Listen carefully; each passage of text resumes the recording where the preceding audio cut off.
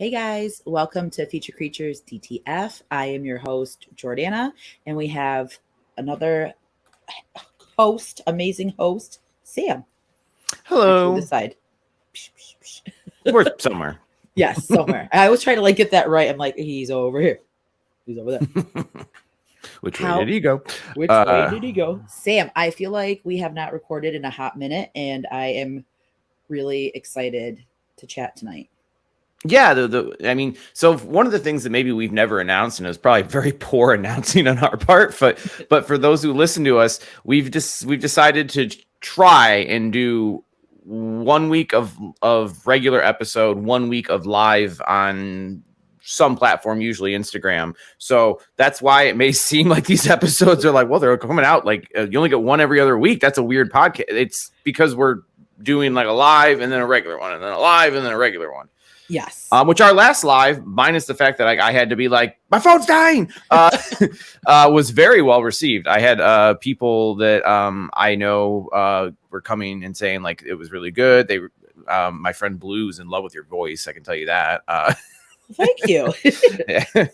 I feel like our lives are so much fun because we're so because we think alike and we have such common taste in things and distaste in things that it's so easy for us to just talk about whatever, and then it's awesome to talk to everyone else that's watching and do all that. So well, and then we get like our regulars on there that we've kind of now people that we sort of know, but I feel like we're getting to know them better and better because there's people like Bella who come every single time, and Kale, and a lot of our friends who I just feel like we're getting to know better through it. It's a fun experience. I love doing the lives. I think that we should definitely, incorporate them more in different platforms and see who we can find out there. But, we'll still. Well, if StreamYard could get their shit together, we could do a live every episode. But we're here. I mean, let's start before we get into our topic. We haven't talked in a while. You've been going all over the place doing all kinds of crazy shit. So. I know, and I'm really happy about our topic tonight because I feel like that ties in with how this week has gone. So I'm really excited for that. Yeah, I think it feels like, that's 100% like, okay, so we'll get to it. We're talking like comfort, like comfort, like when you're sick or hungover or tired or just you had a shit, day, and you're just like, I'm taking this day for myself. I'm doing jack shit all day. I'm going to lounge around. I'm going to, wear comfy clothes. I'm going to watch my movies that make me happy. And I'm going to, whatever. I'm going to indulge in food and not worry about calories or things like that. That's what we're talking today. And I think that you and I, at least, I drank last night. So so today I'm like, ugh. And then you've been going everywhere. What have you been up to? So let's tell the people what you've been up to. So I think this is the best self-care is what we're going to talk about. You know what I mean? Because you need that. But so this week, Juneteenth, we had off and our family came down and my liver was screaming. I'm taking I'm taking a break drinking from now until next weekend because I think we drank pretty much every single day. So we played beer pong. No. Okay. Now wait. Did you? Because we talked about this on I think the live. Mm-hmm. Did you play the real way that's gross and disgusting, or did you sip the beer? No, I brought that up. I was like, we're doing water, but we had to play. And there was a little bit of mouse turds out there because we saw a mouse crawling into the cans. And a little mouse butt. My sister-in-law was like, because I don't even know how the hell she saw it, but she's like, I started screaming, and I'm like, what are you screaming at? And I see these little two legs and these little butt going into the cans. It was this little mouse. Oh, that's just like extra taste for the beer. Oh, it was super and I'm like, oh my God. So we washed the balls, but we threw it into the water and we took a drink. But they were still grossed out by the balls possibly hitting the mouse poop, hitting the cup. I don't know. It was just a weird OCD connection of germs. It's absolutely the way you should play. It's just we were talking about how we all when we were growing up, it's just we would drinking out of the same cups and the balls are falling on the floor where people are walking with their tennis shoes. It's just fucking disgusting if you really think about it. I don't think I could physically bring myself to do it now with how germophobic I am, but like back then I used to be like, yeah, you're sick, not a big deal, we'll play, it's all right. I need someone on my team, it doesn't matter. Yeah. And like money, like quarters, remember like when you play with quarters? Yep. Like, and how disgusting money is. Like, it's one of the dirtiest things like on the planet. And here we are. Boop. Yeah, so nasty. But like, we had such a fun time, and I think we played it like pretty much every single night that they were here. I think. That's awesome. I think we went and saw The Flash. Thoughts? It was the first DC movie that I actually had an emotional reaction to. It was short. I didn't mind it. I think I enjoyed that one out of the DC universe, but I'm still super bitter about the MCU getting rid of Kang. DC Jonathan letting Majors. Ezra Miller do whatever the fuck he wants and still, keep his flat. I mean, and that's just me. I think it's kind of like, yeah, but I think, at least from what I'm reading, I don't think that that's going to be an issue, because James Gunn officially announced that The Flash is the end of the DC EU or DC. I don't know what the fuck. It's the end of all the shit he didn't do, and now he's starting over. And since from what I've heard, the money that The Flash is making, while it looks good, like, oh, they made $55 million, they're like, we spent like $500 million, like, yeah, I heard it's tanking really bad. Yeah. So I don't think Mr. Ezra will be back. I think that they were like, they're cutting bait on this. They're like, we got to make as much fucking money back as we can with it, and just bear the, kind of, we know people are going to bitch about it because a lot of people are mad at him, and rightfully so, rightfully so. I think they're just like, we got to just bite the bullet and see what we can do. I mean, there were some pluses, like Michael Keaton coming back as Batman was pretty cool to see. I was totally into that. Yeah. I haven't seen it. I want to see it, but I'm not like going to run. I'll wait till it's on HBO in like a month. I was going to say, I would wait to do that. And then, so to round out the week, we took Rosalind, my daughter, out of school, and we surprised her. We took her to Pennsylvania to see Descendants, because that's like her favorite band. And we tricked her thinking she was going to Buffalo. Every time there was a sign that would say like, oh, road work, Philly, this and that, I'd be like, oh my God, did you see that truck? And she'd be like, what? And she'd turn and look, and I'd make up a story. And every single time, like, Greg was in the front seat cracking up. He's just like, oh my God, like, how is this working? And then in a nutshell, we went to go get food, and we're walking. I didn't realize like where the theater was, where the show was going to be. And we're walking down, and I see the marquee, and I'm like, fuck. So I'm like, well, maybe we should go back here and, find something to eat. And we turn, and we see Carl, the bass player, standing there. Now, my husband has been a Descendants fan since he was a teenager. You know what I mean? Mm-hmm. So we're walking, and he's like, oh, and I just see him freeze, and he's pointing, and I'm like, stop. Because it's so embarrassing. And he's like just sitting there on his phone looking, and he put his phone down, and Greg's like, I am so sorry, but you're amazing. And then Rosalind's just like, so like Carl, the bass player, ruined the surprise in the best way. I think that's worth it. Yeah.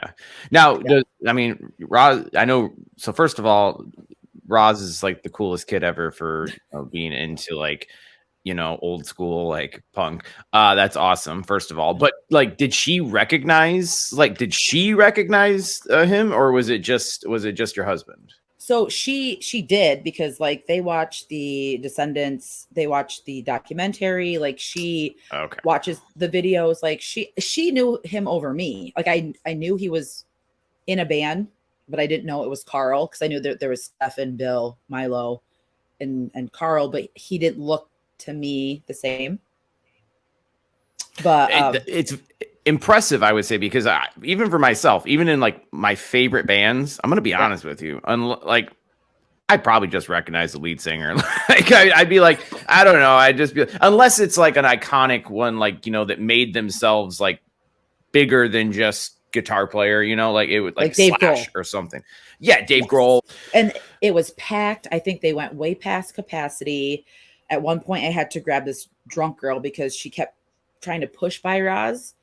And like, I get, we brought her to a punk rock show, but people are so nice there. But she just kept like trying to push through, and I grabbed her arm and I was like, she has a fucking cast. And that she's like, oh. And then my sister-in-law, she went out to, because she vapes, she went out to vape, and that same girl like grabbed her when she was walking away, and Andrea thought it was me. She turned around and the girl's like, you know, made a face at her, and Andrew's like, who are you? And the girl like waved at her and like took off. So it was very strange. But I mean, for the most part, Rosalind knew every word to every song. The set list was amazing.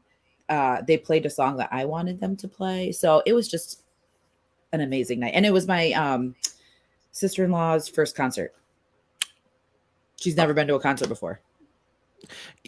I mean, that's crazy to me, but I have met people that are like that. Like they're just like, oh, I've never gone. And I'm like anything? Like, I mean, like not even like, you know, a band down at the, you know, a shitty band down at the fucking bar, or like, I mean, there's a lot of range between that and like a Taylor Swift concert. Like you've done nothing. Well, she said that, she's like, I've done, because like Greg was in 6 bands from his hometown. So she's like, I've been to small shows, but I've never been to an actual concert. And I would, because her anxiety, which as I get older, I kind of see it. Oh, 100%. As I said, I don't think I will ever do a festival again. I'm done with festivals because of that reason. Like, I'm like, it's not worth it. I'm like, fuck it. Like, yeah. And sometimes, you know, it's like, this was definitely worth it, but now I like really have to think about shows, because before, if it was like I had any sort of interest, I would go. I'd spend the money and I would go. Now I'm like, we didn't go to Ashanti. Ashanti. Yep. We were supposed to go see her, and we decided not to go just because, I mean, it was like the tickets were kind of expensive, and mind you, it was a small venue, but like, I don't know. That's being an adult. It's growing up, and we had to like ration what we wanted to do. But then I found out Busta Rhymes and 50 Cent are playing at an amusement park, and it's $24. So, oh well, that's a for sure one right there. Yeah, I tried to rope Andrea into going. I'm like, do you want to go see 50 Cent and Busta Rhymes? She's like, I honestly don't even know if I know a Busta Rhymes song. I was like, get the fuck out of my car. Get. Have you seen him versus Michael Myers? That's all that matters. Exactly. But so that's my week, and I'm exhausted, but it was worth every second. But you're on vacay. What have you been doing? Nothing. I've been just doing stuff around the house, my usual thing, and trying to stay somewhat active. Although on vacation, it's like, well, you know, but not much. But it does lead to, I would say, both of our days. Me, because I was being enjoying adult beverages last night. You just, well, from a lot of beverages over a compounded time, and you're just you know, your general running around. We're both fucking tired. We're whooped assholes right now. So we are doing a whole theme on just comfort, relaxing. Like, again, this is what the kind of shit we like to do, watch. It'd probably be a lot of movies, let's be honest. Yes. But so yeah, I mean, basically, we're just talking. We're talking comforts and things that just I almost said pleasures, and I'm like, that sounds far too. No. A pleasure dungeon. It's just like a box of Twinkies. I was just gonna say, which is like candy and fucking Gardettos. Yeah. But I guess what do you want? Where do you want to start? Do you want to start with what we like to watch, what we like to wear? Where do you want to start? So why don't we why don't we start with like the base of how we transition into like watching our movies? So what we would, you know, slip into, what we'd grab from the kitchen, and then what we're going to sit down and watch. Okay. Fair enough. Like the stages of our self-care comfort time. Fair enough. Yeah. You want to go first? Sure. So for me, when I'm like in the mode of snacking, and I'm going to be seated for a long period of time, elastic 12 to 14 hours. Yeah. Minimum. Just 12 to 14. Yeah. Minimum. I like elastic. I like sweatpants. You know what I mean? Like you have to get those like ones that you've been wearing for a couple of years, kind of ripped a little bit, and then like a big comfy top. I can't, no bra. I don't know for any girls listening, but that's self-care time is no bra time. Boobies are fine. I would say I think that is that's going to be pretty universal across the board. I think yes. I don't know of anyone, male or female, that is like, you know what's comfortable? More restrictions. Yes. Let me put on tidy whities real quick and just contain the balls. Yeah. But yes, that's my go-to. I mean, mine, I'm literally wearing it. It's whatever t-shirt I grab, which right now I'm rocking my lovely Cornholio Beavis shirt. And it's a pair of basketball shorts. And that's it. Like that's, I'm not, I don't know about you. This is kind of a weird thing to talk about, but for all the foot pleasure people out there, since we're talking about pleasure, if I'm in my house, I am not wearing socks. I am not wearing shoes. I am like, as far as I'm concerned, they really shouldn't exist. Like, I have a hatred for socks. I fucking hate socks. I am that gross hog that does not wear socks in my Vans, the slip-ons. I don't give a shit if they stink. I'll buy another pair, but you will not catch me in slip-on shoes with fucking socks.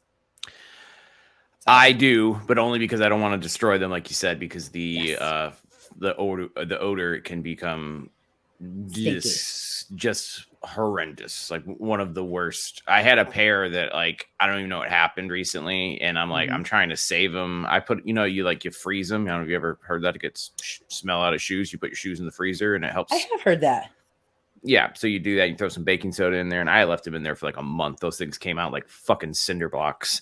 Like, were they still stinky?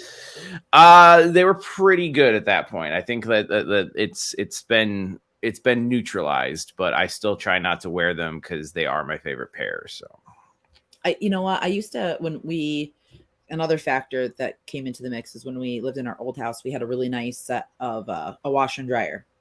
Mm-hmm. Where you could actually, wash your shoes and you could put them in the dryer like on a rack. So when we moved, the cost of living was a little bit more down. I mean, not the cost of the house size, because it's a lot bigger than our old house. So we had to kind of get like bare minimum, and I can't wash my sneakers now. So it's just kind of like sporadically wearing the Vans, because Vans are expensive. Let's be real, but I don't mind going to Walmart, buying a cheap pair of fake C's. The knockoff ones. Yeah. Yeah.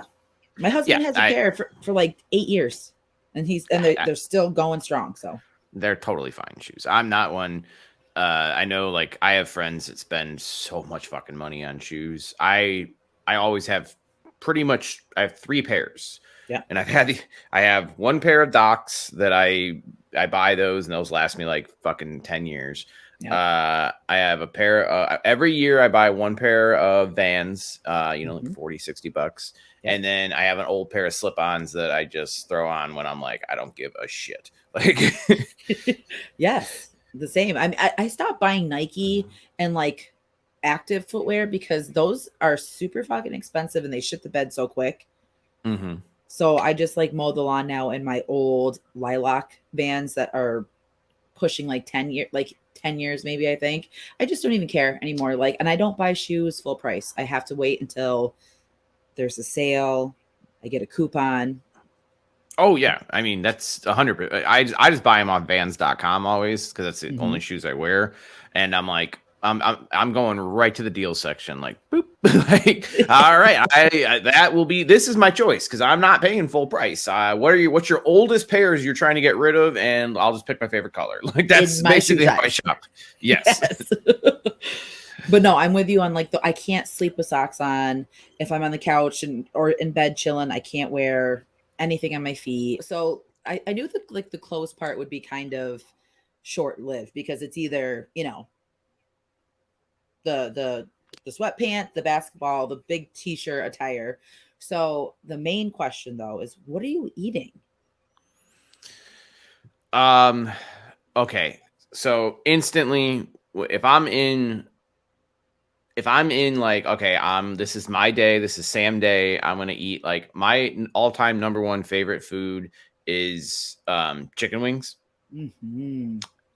Like so that's what I'm going for. But like in another way, like I just remember this because it just my friend, this is years ago, and like I was like just tired, and I was like, it was after work. He's like, hey, what are you doing tonight? And I'm like, I'm going home. I'm stopping at KFC. I'm getting a bucket of chicken, and I'm just going, and I'm just gonna eat the bucket of chicken. And he's like, that's impressive. He's like, that's about the purest form of I don't give a fuck I've ever heard. And I was like, I think you're right. Like, when you're like, I'm getting food and I'm getting so much of it, I need it in a bucket.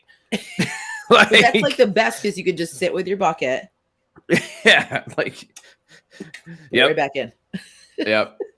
So that's where my mind immediately went. I guess maybe as like my main would be some sort of fried chicken or chicken wing. That would be my main because it's just, I don't know, like chicken is by far my favorite food, followed by sushi, but I don't feel it's not as indulgent to me, I feel. Right. And it's not really like one, I mean, you could curl up on the couch and eat it, but that's something that you would want to like enjoy. Yeah, and I don't know, like I guess this is a weird thing to sound, but like I don't know, when I'm thinking like comfort foods, like basically after I eat it, I want to just be like, I want to feel warm inside and I want to be a little bit sleepy. Yes. And like sushi is, honestly, it's a relatively healthy food, so it's good for you, but it does not give me that feeling where like after I eat it, I'm like, I feel good. I actually feel good. But it doesn't give me that like that itis, that like fuck, like where you just want to melt into the couch. Like carb overload. Yes, exactly. Yeah, I feel that. That was me yesterday. Okay, so what would be your main, like I guess, or some of your mains that you would like go to? So my main started when I was young, and that started with Little Caesars, and that started with no sauce on the pizza with just black olives, because I was a weird fucking kid, and I didn't know they made that. Yeah. I not like requested it, but when my grandparents would call, they would just be like, no sauce. So just cheese and black olives. Pizza Hut. Can you still do that today? I don't know. I think Little Caesars has like a Supreme going on. I think they have that, maybe. I mean, the no sauce part, that's the part that blows my mind, because like, I don't know about Little Caesars by you. I like Little Caesars. It's cheap, shitty, good pizza. Yes. But it is like every Little Caesars in this area, it's like I don't know, it's not made to order. Like you walk in and they're just like, grab it off the shelf, you fucking animal. Like, yeah, don't bother me. Yeah. So I'm curious if anyone out there, can you call into Little Caesars and be like, make customizations? Because I kind of feel like they'd be like, this is Little Caesars, fucker. Like, you can't do that. Take your ass down to Domino's if you want to switch shit out. So Domino's, because we just got Domino's when we went to the show, and they also do, if you want like light sauce, no sauce, but we did a Wisconsin 6 cheese, and we did a sausage, and then we had the Parmesan bites. It was so fucking hot and so fresh, and because we had a few drinks at the show. It was so goddamn good, and they're like, oh, I got an email. Oh, we're sorry about that. You waited too long, which I didn't think we waited too long, because we called it like 11:59. I didn't realize it was 11:59, but we called it 11:59, and they gave us a 20% off coupon. Hey, there you go. I know. We get a lot of free shit from Domino's, because we live down the street from Domino's, so I don't really get it anymore just because of the diet, but Deanna gets it a lot, and the one that's down the street from us, I know we could just go get the fucking pizza. I'm aware of that, but we're lazy, and we're like, so we just call it in, and we'll be like, all right, we'll just tip the driver or whatever, Yeah. But they're like the most fucking horrendous Domino's I've ever seen. Taste fine, food is excellent, but it's like, I don't know if they're cooking it on a goddamn campfire or what they're doing, but like, it's always like, hour and a half long wait. And we're like, I've called before and I'm like, dude, like, and they're like, yeah, actually don't worry about it. The guy's actually on his way right now. And I'm like, dude, I live down the street from you. I'm like, I'm looking at the fucking building. I'm like, I can physically see he is not on his way here. What are you talking about? Like, he hasn't left. He's still sitting there. Yeah. I'm like, they're like, oh, he's coming down your street right now. I'm like, no, he's fucking not. Like, I would be super pissed. I would be. Oh, I've got pissed, but they give us like free pizza coupons and shit, which is fine. But like, I feel like the level of customer service has gone down significantly, which we won't get into that. But I just feel like the level of caring about what product is like delivered and like the product itself can kind of fall by the wayside. But I mean, you really can't go wrong with pizza. I'm not like picky. I know some people are like, I can only get this type of pizza from here. I'll get pizza from fucking anywhere. And even their frozen pizzas that are like $3.50 are still fucking bussin'. Like they're super good. So you really can't go wrong. Dude, I mean, back when I would eat that shit, like my favorite pizzas to get for the for like the frozen are like the little the Totino's like square pizza. Yes. It's like Detroit style. They're like literally like $1 a fucking pizza. They're phenomenal. If you really want to, and if you want to, emerald bam that shit up, you just throw some of that cheddar cheese on top, and you're phenomenal. Oregano. I wish I could have one right now. Talking about it, I'm hungry. Like literally, I had hot dogs for dinner because the chicken was not cooked. It was just a hassle for dinner. So I'm like, you know what? Fuck it. I'm having hot dogs because hot dog all time top 5 favorite food right there. Nope. Hot dog is phenomenal. And I've been like on such a hot dog kick because we've been hanging out outside and drinking. So like sausage patties, hot dogs, spicy dill chips, pasta salad. Like that's been my food groups for the past couple of days, which is probably not good for my stomach, but it was good for my soul. It's good. And I'll snap out of it. Like tomorrow, I'm like, you know what? Tonight was my cutoff. Tomorrow I'm going to get back into it. I'm going to meal prep. I was starting to meal prep like 2 weeks ago, and that was awesome. I did like protein, and yes, we're not talking about healthy, but I did protein, pancake Fuck that healthy shit. Fuck that shit. And egg bites. Dog. I wish we had like hot dogs to just be like, oh yeah. Oh, that's gonna be an interesting screen grab. I did it for that purpose. We haven't done that in a long time. Definitely gonna be thinking hot dogs for that one. I'm totally rocking the slow motion for that. Oh yeah, I hope so. That's phenomenal for both of us. But where are we going with that? Oh yeah, okay. So now we did our main. So like, let's go to the sweet side. Let's do our sweet tooth. So what would you grab for the sweet side? Hands down, no question about it. Now I have not had it in months, and I probably am eliminating it from my diet, but I'm a fucking ice cream freak. I love ice cream. Mm-hmm. Yes. What's your favorite kind? Favorite brand, flavor?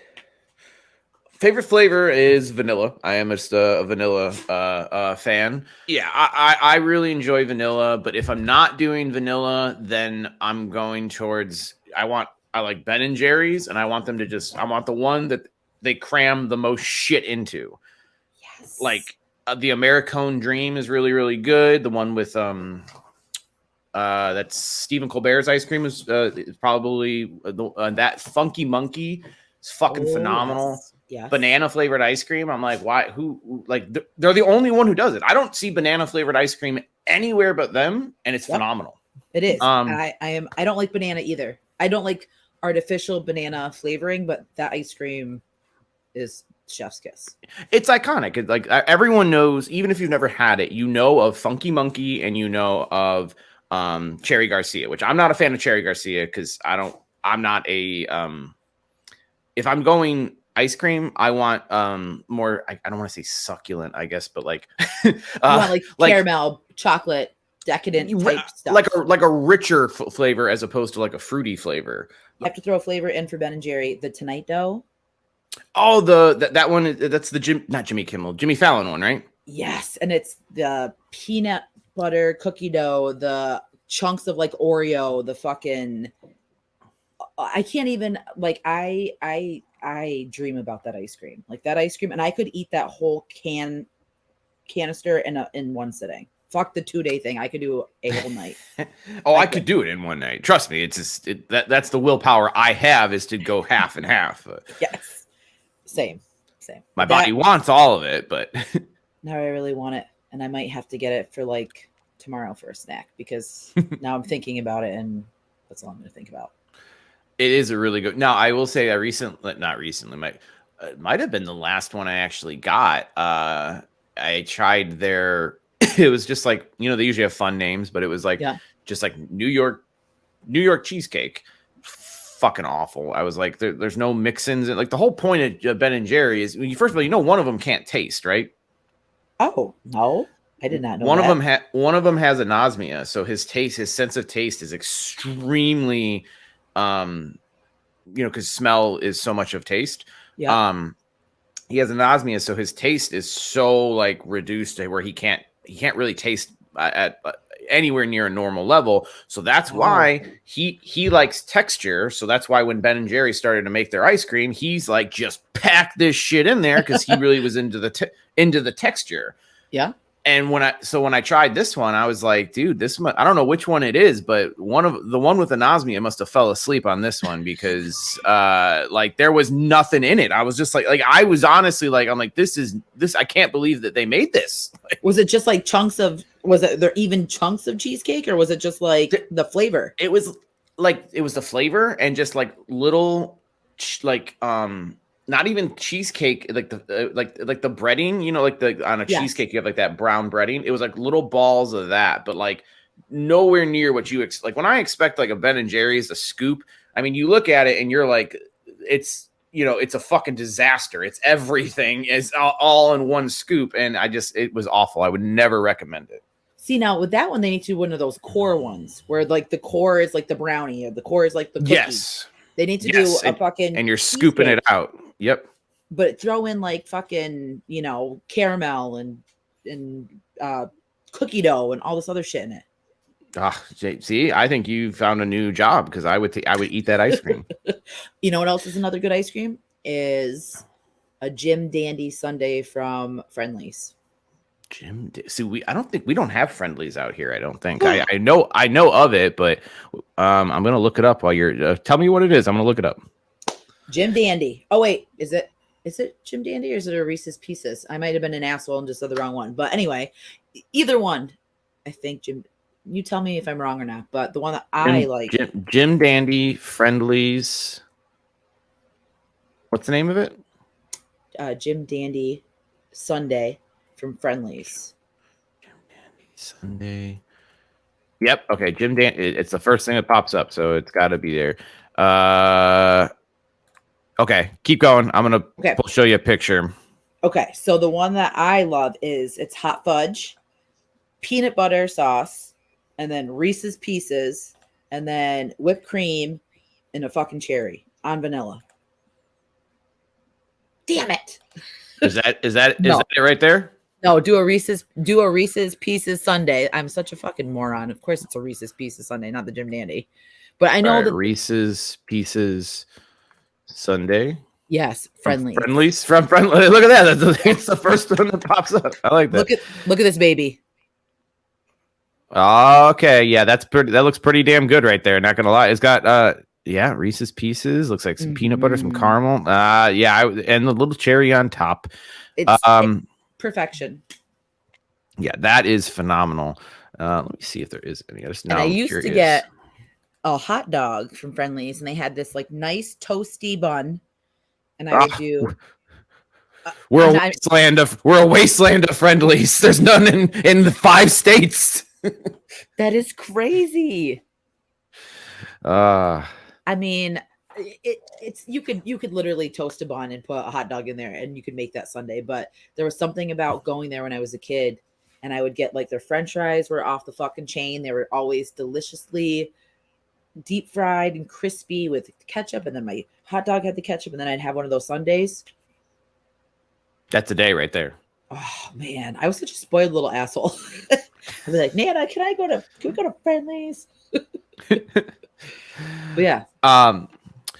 Well, okay, so I know that you're a fan of ice cream, but do you have a specific thing you're going towards, or as far as dessert goes, or are you also a creamer? Oh, an ice cream.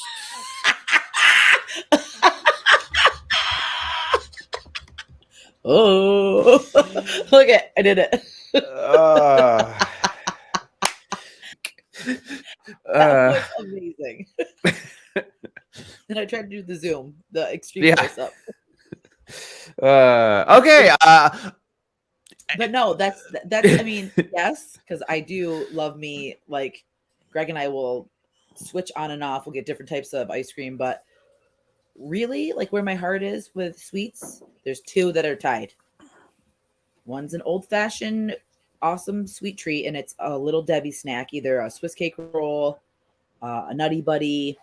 Nutty Buddies. Oatmeal cream pie. This is what just makes me think of like middle school lunch, and I mean that in a very positive way. Yes, that's honestly in middle school we would get bagels and nacho cheese, like an everything bagel wrapped in cellophane. We'd get nacho cheese for a side, and then either a fudge cake or a fudge round or a oatmeal cream pie and a fucking a Snapple. Like that was just what we would, that was lunch. Just think about the nutrition that you were describing. Like a bagel, which probably the most healthy thing, but it's still just like all carbs. Yeah. And then everything else is basically cheese and sugar. And you're like, that was my lunch.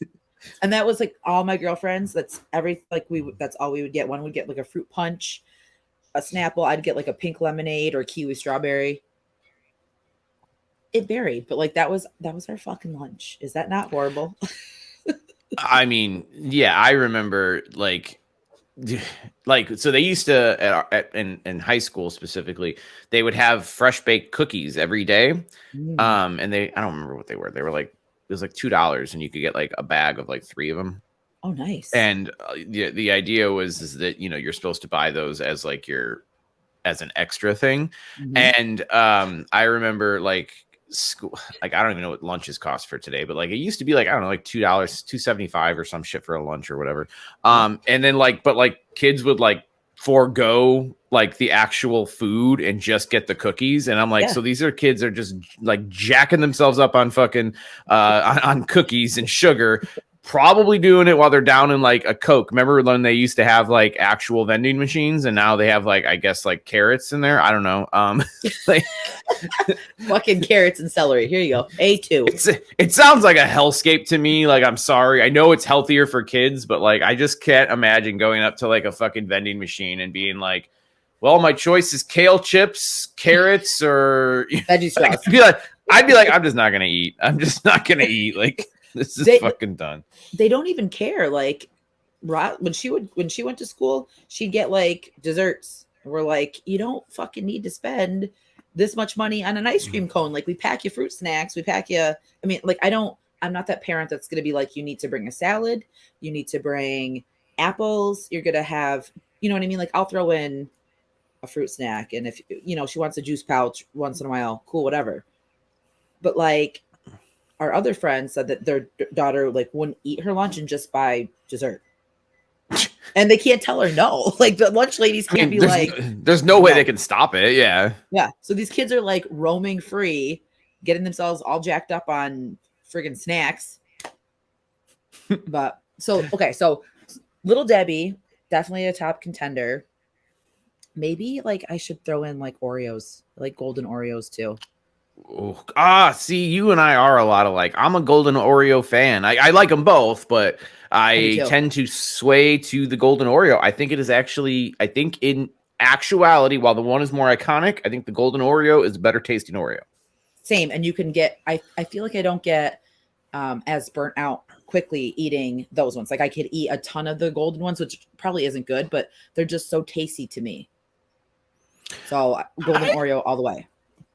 I wonder how bad Oreos might be one of the better. I mean, I'm not saying they're like, ooh, they're vitamins, but like I know Oreo is the like only cookie that you can buy at the store at mass produced that is 100% vegan. I know that vegans love Oreos traditionally because it's one thing that they can go and buy like at any convenience store, as opposed to, you know, like probably having to go to like a specialty bakery or some shit, you know. Right. That's a really good point too.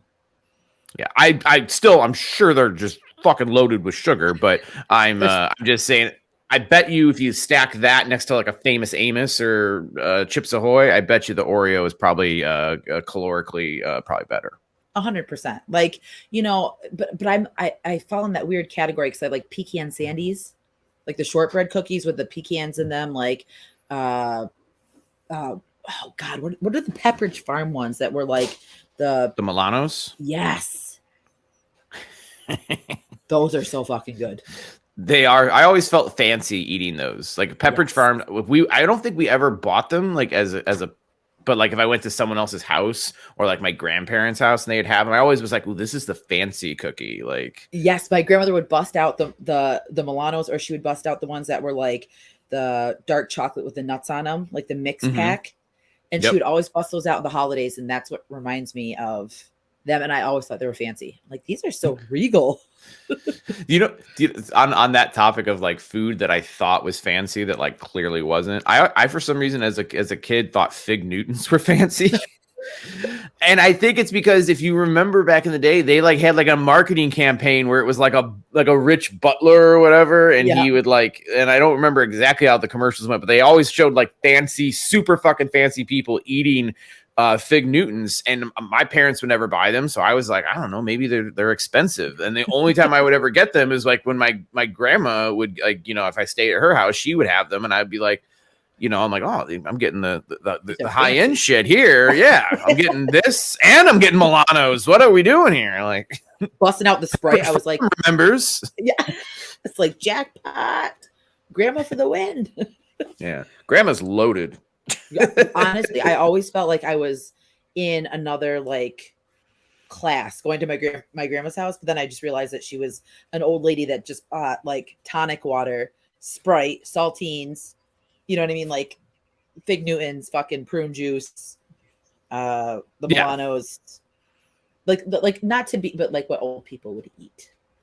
Yeah, I mean, I think there's traditional. I mean, I'll say this, and I've noticed one. Whatever. I don't know why I'm even bringing this up, but fuck it. I've noticed that at least in my family, old people just seem to like love McDonald's. Like, I have. Right. So I only have one grandparent left, but I would say 3 out of the 4 of them in the last like 10 years of their life, they were just like, this is what we eat now, like every day. Like, and I'm like, life. All right. Yeah. They're like that's like, and 2 of them literally were going, they were like, all right, we're in the downhill stretch of life here, and I'm getting a McDouble every day. I'm like, you do you, grandma, whatever you want to do. Oh yeah, live your life that way. My grandparents hated McDonald's. I had to beg. I had to like do chores for 2 fucking weeks just to even get like a double cheeseburger meal, or get like the number 7. Oh, shoot. It was always a treat for us to get it, like, because I lived with my grandparents when I was growing up, actually. 5 days a week I would stay with them. My mom worked nights, so I just lived with my grandparents. But they would treat us like once a week. We'd go to McDonald's or whatever, and like I just remember like part of being a kid, I feel like, and growing up is like how your meal changes. Like, you know, you start with the Happy Meal, and then you're like, okay, well, now I'm getting the double cheeseburger meal. You feel like a big kid. I think they actually used to have the big kids meal too, now I think about it. Yeah. Yeah. And then you kind of like, okay, well, now I'm getting the quarter pounder with cheese. And then they're like, listen here, these people are getting fatter. We got to make this double quarter pounder with cheese. So then that shit came out, and then I ate that for a few years. And then I was like, you know what? I'm going back to the quarter pounder. I can't fucking do this anymore. Yeah. You'd feel like your like arteries clog as you ate the fucking food. Like, same. Yes. Like Big Macs. I loved Big Macs. And then I would just do like I would do a big kids meal with mac sauce on the burger. The mac sauce. Yes. You know, like, or do like the 6-piece and maybe get like a McDouble. But it's the progression of what you got when you went to McDonald's is spot on. Yeah. This might be a tangent, but I mean, I feel like as a teenager and someone in their 20s, I was thinking back on like eating habits, and I was like, I was a fucking monster. Yeah. Like, I mean, I was a kid that like I was always rail thin, and all the way up until I turned like 25, and then my metabolism hit the brakes, and then you know, my mind's like, oh, I've always been able to eat and drink and do whatever I want. But like I would say, like up until 25, I was thinking about this. Like I literally had a friend, and we would fuck it, she wouldn't care, she'll laugh her ass off. My friend Christina, we were like super, super close, and we would, I mean, on the regular, I'm saying at least once a week, we would like go to Wendy's, and we would get like I don't know, like a Baconator, a double cheeseburger, a chicken sandwich, like 4 things off the fucking like dollar menu, you know, fries, all that. And I'm talking each of us got this shit. Yes. And then we would like go to like her house, and we would just like watch Harry Potter and and we did this for years. And I'm like, just think about what they were like doing that now. Like, could you imagine going to a fast food restaurant, ordering $20 worth of shit, and then just being like, I'm going to eat it all right now? You couldn't even get what you just said for $20 now. You could only get that's true. 3 things for $20 now, which is bullshit. Yeah. But yes, I remember those days because unlike you, I was the big girl in high school, and I played sports. But I mean, I was fucking eating McDonald's. I was making ramen at 2:00 in the morning. Like, I didn't have a ton of like structure when it came to like, my mom would do meals like dinner once in a while, but everything else was kind of like fend for yourself. After school, I'd go hang out with my friends. We'd go to Burger King, you know, go out to eat and have pizza. You know what I mean? Like, I ate so much shit, and it was amazing because I loved it, and I just did not care. I wish I could go back to those days, but like, I also think just like the mentality of a kid. So like, again, she knows all this, and I'm obviously I was very close with her. I was like in love with her. Like, probably the first girl I ever truly loved was her, and we would whatever. Mm-hmm. And I'm like, we never got together though, like, and that's fine. But I'm like trying to think, like, in my head now, I'm like, who in their right mind, like, why you liked this girl, and you're like, you want to see me once a week eat 7,000 calories? Are you impressed by this? Like, she probably was. She's probably like, this is my person. You know, I just think it's very just the mentality that we have as, like, you know, teenagers and early 20 people. Like, I'm just like, it's just crazy, I think. Well, it's funny because you say that. Think of when you're like you were around girls that you liked or boys that you liked. You didn't want to eat. You didn't want to do any of that shit in front of them. You know what I mean? Like, unless they were like a friend. Oh. And now, like, that's my love language with Greg is food. Like, we love to have like cheese, and we love to like think of new food to make, and we like to go eat. And like, that's a huge part of our love language is food. And I love that. Like, when we first got together, I think that's a big part of a lot of people as they get older. Like, that's like just what you do. I mean, yeah. I think like I'm sorry. No, it's just, it's a huge part. I mean, and again, I think it's just funny to look back when you're like, you like someone and just eating in front of them was the worst thing, that like, you didn't want to do it because you're so nervous, and you know, were embarrassed to talk with your mouth open or have something in your teeth. And now look how you are with your significant other. You're very, I mean, I think that a lot of people are going to relate to that, because that is, especially I feel like middle school, maybe high school at that point. I don't know if I care. That might have just been because I was also like, again, my metabolism was like, you better eat something or you're going to fucking die. Actually, that's a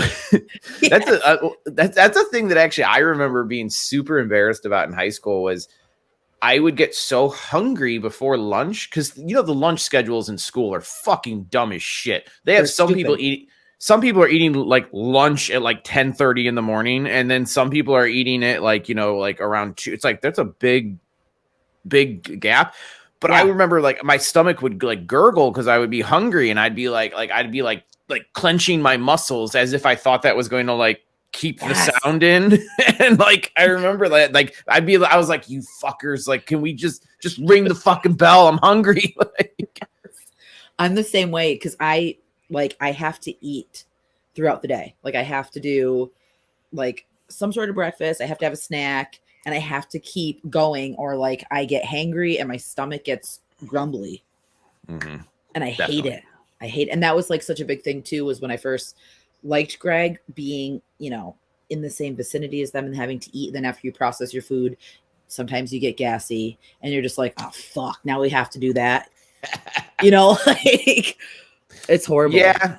But I mean, obviously then you get to a certain point where you're just like, we're all bound, all barriers just go out the window at a certain point, though, I feel like.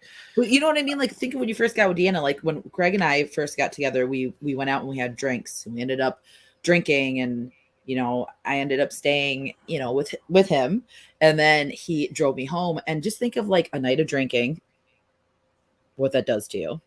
Oh yeah.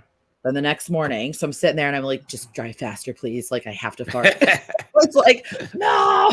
And like it rained and the sun came out, and it was such a beautiful moment. We kissed and he said goodbye. And as soon as I closed that door, I was like, I had to. And it's so like, that's another crazy part too, is like the eating thing. And then like the gassy part. Cause now we're just like talking to each other. You just let them rip. You don't even notice anymore. Yeah, I know how that is. Exact. But I mean, again, I think everyone can relate to that. I feel like just like, on the date level, like I'm just like, I mean, I've had dates where I'm like, but like the second like they get out of my car, I'm like, it's just like a 20-second prolonged like. And you're so relieved. You're like, Jesus Christ, thank God. Yeah. So yeah, I think everybody's been there in some capacity. Yeah, but like last part of the sweet thing, then we'll move on because we got to talk about movies at some point. But my other go-to is sour gummy worms. I'm addicted to those. I have a bag of them upstairs right now. So this is one we'll differ on a little bit.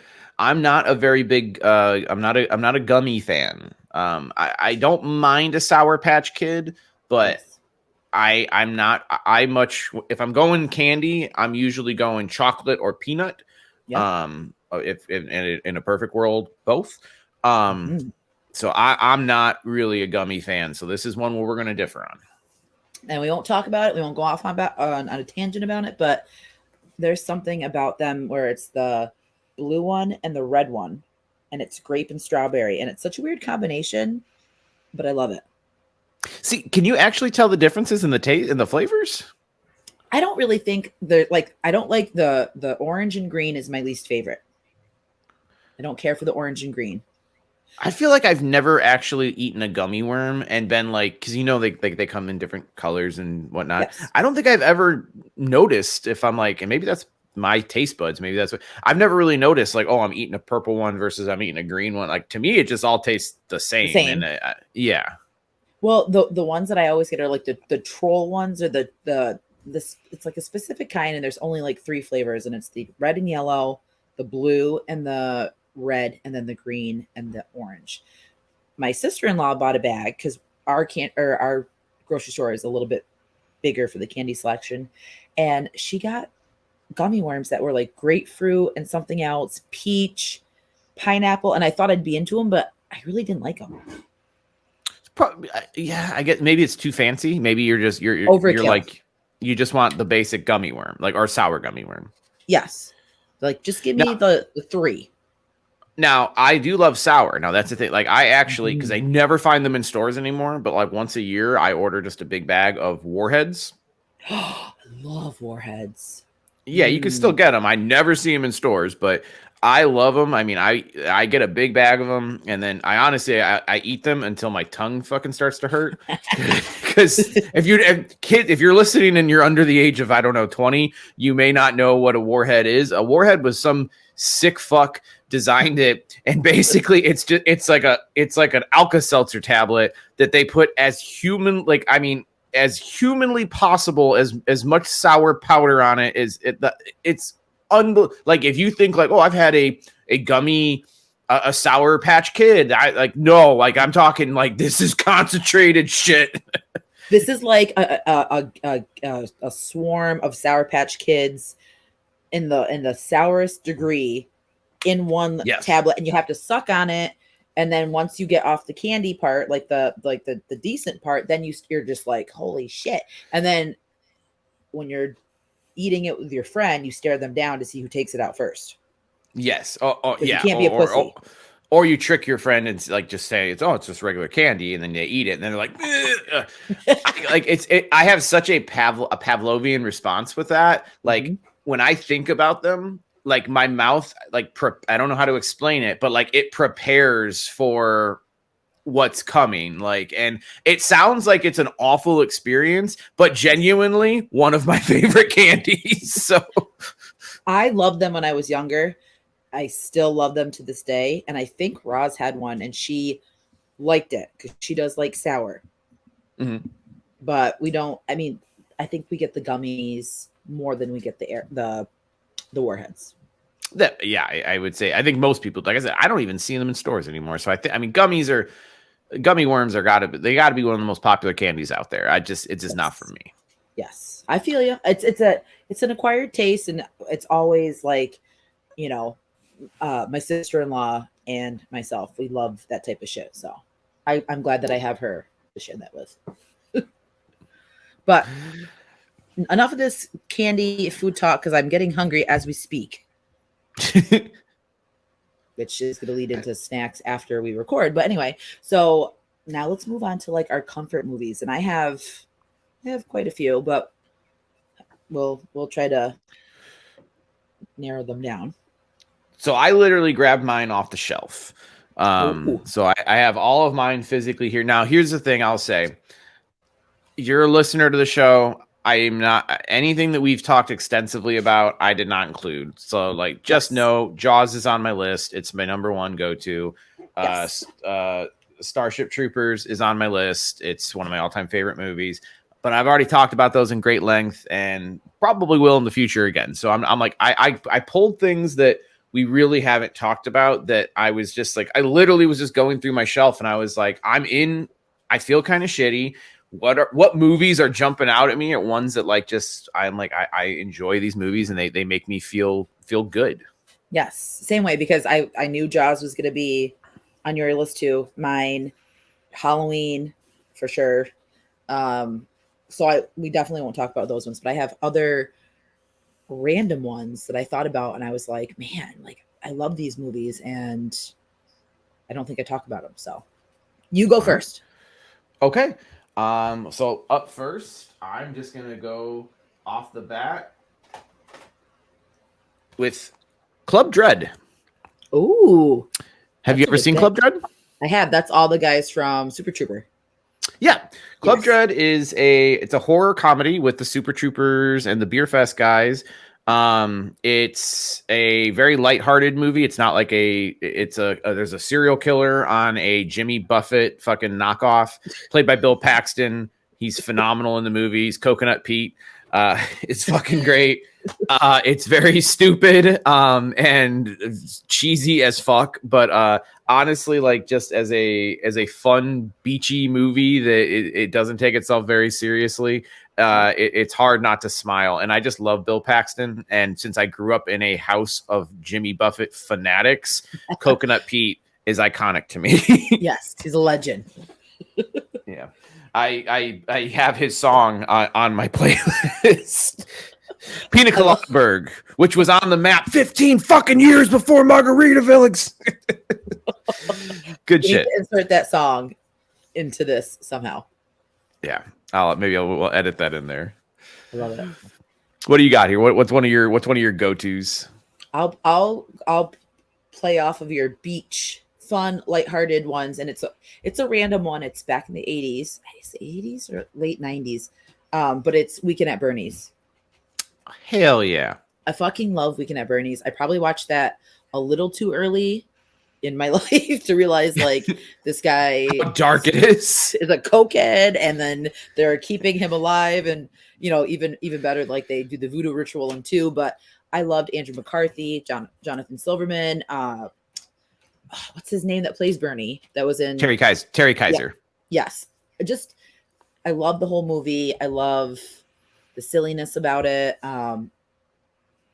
I always watched it, and I feel like I still love to watch it to this day. So I don't remember the second one at all. I did not know. I know I've seen it, but I love the first one. Yeah.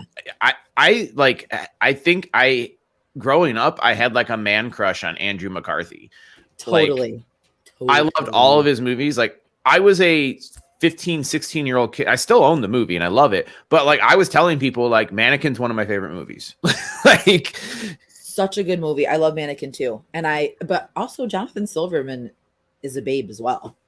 Oh yeah, he's honestly, those 3 are really good. I just think it's so funny to me, like as a kid, you know, I saw Weekend at Bernie's and I didn't really know who Terry Kaiser was at that point. And then like I go and see now, like I'm obviously we've done an episode on it on my previous show about Tammy and the T-Rex, or Tanny and the T-Rex, whatever you want to fucking call it, where Terry Kaiser is just a tour de force of just like of over the top comedic fucking just wonder. And his most famous movie, he's a corpse. Like it's so weird. And he gets like brutally like sawed by Jason. So like his resume is just perfection. It's all over the place, but yeah. Now there's a voodoo curse, and because as soon as you mentioned it, I'm like, how the fuck how do you make a sequel to a movie about a dead guy? I'm trying to remember like how the body is even like available in the early 90s, but they go to like this island and they do the voodoo curse and he comes back to life, and it's ridiculous, but it falls along the lines of like an Ace Ventura comedy where it works. It's funny, it's unrealistic, but it's funny, and you know, it's like one of those cash grabs for a sequel. But I still watched it, and I mean I'd watch it now. I would absolutely. I mean, I was just thinking, like, I feel like, you know, I mean, we've talked about this at great length before, but like, you don't see comedies like that in theaters anymore. Like, they're still out there, like weird ones. Like they just actually, the guys who just made the Everything Everywhere All at Once, their previous movie is kind of similar, where I forget what actor it was, rides the whole movie, the premise of the movie is that he rides Daniel Radcliffe, Harry Potter's corpse, across the ocean, and it's propelled by farting. Like the gas of like from his corpse is like propelling him. It's called Swiss Army Man.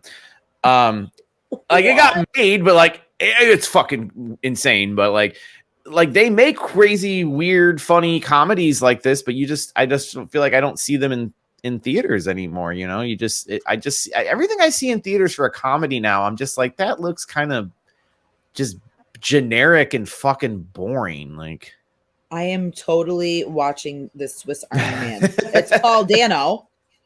That's who it is. Yeah, it's Paul Dano. Yeah, he rides his farting corpse across the ocean. What? And how like, you know how much I love farts. Like, how did I miss Harry Potter dead propelling Paul Dano? Like, what? Yeah. And those guys went on to win every single Oscar this year. So, and I love you said it perfectly. Swiss Army Man. Why the Daniel Radcliffe as a farting corpse movie? And then it just is a masterpiece. I click on it and it says it's a masterpiece. It's not a bad movie. It is worthwhile. And it's A24, so like, of course that works. For you know what I mean, like in that sense. Yeah. It's an interesting one. Oh my God, I have to watch it. But yes, okay. So along those lines too, what's that? Since we talk about comedies, because you and I have talked about how we will never see an American Pie, we will never see a Harold and Kumar, we'll never see any of those types of comedies made, but what's that one with Jennifer Lawrence that is coming out and it's like the kid is like the parents are paying her to fuck the kid. Yeah, and isn't he like on the spectrum? I think he's just like a super big nerd, and they're like, they want to pay her to. They're paying her to fuck him basically, because even in the trailer, like they make some like she's like, "Do you want me to go all the way?" And the mom's kind of like gives her a look like, yeah, like, you're gonna do it. I will be honest, I don't. I have no desire to see that movie, but like I'm kind of shocked that it exists and that Jennifer Lawrence is in it. That's exactly what I'm saying. When I saw that, I was like, what year are we in? Like, is it like, are we going back to this I hope it does well. I hope it does well, but I don't know anyone who I've personally talked to who's like, I want to see that movie. That's my most anticipated movie of 2023. Yeah, I want to see the one where she fucks the nerd. Like, all right, okay. Okay, but like, I showed Greg's parents This Is the End, and his dad. I'm telling you, this man, I like shed new light to him. Like the Terrifier movies, he stayed up till like 3 o'clock in the morning watching Terrifier. He loved Terrifier. He loved Terrifier too. This Is the End. We stayed up till 3 o'clock watching it, and he was the only one that stayed awake out of all of us. And he's like, "That was awesome!" Like he knew Backstreet Boys. I was like, "What is happening?" It's amazing. Doesn't it always feel good when you make a recommendation or someone watches one of your things and like they just absolutely fall in love with it? Yes. Like I remember like we've talked about it, I'm a big Kevin Smith fan up to after Red State, and we'll see how he does going forward. But I remember like half my family lives in Canada, and I don't get to see them very often, and they came down and just were kind of chilling before we went off to go camping or something, and I put on Dogma, and like I cannot tell you how much like my cousin who's like he's like 50, like fucking I've never seen someone laugh so much, like the poop monster, like it was just he was like just pure joy, and like I got joy just like watching him watch the movie, and I'm like, this movie's like 20 years old, like but here we go. All right. Yes, and you feel like you open that portal of like that connection, because that as horrible as this sounds, because it's my husband's dad, the scene where Danny McBride and James Franco get in the fight about jizzing. He's like, I'll fucking jizz where I want. And they were doing it. I was crying, and he's sitting there and he's like, and he's dying at it. And I'm like trying to get Andrea and his mom, because they're like in and out of sleep, but we were laughing the whole time. And afterwards he's like, Jesus Christ.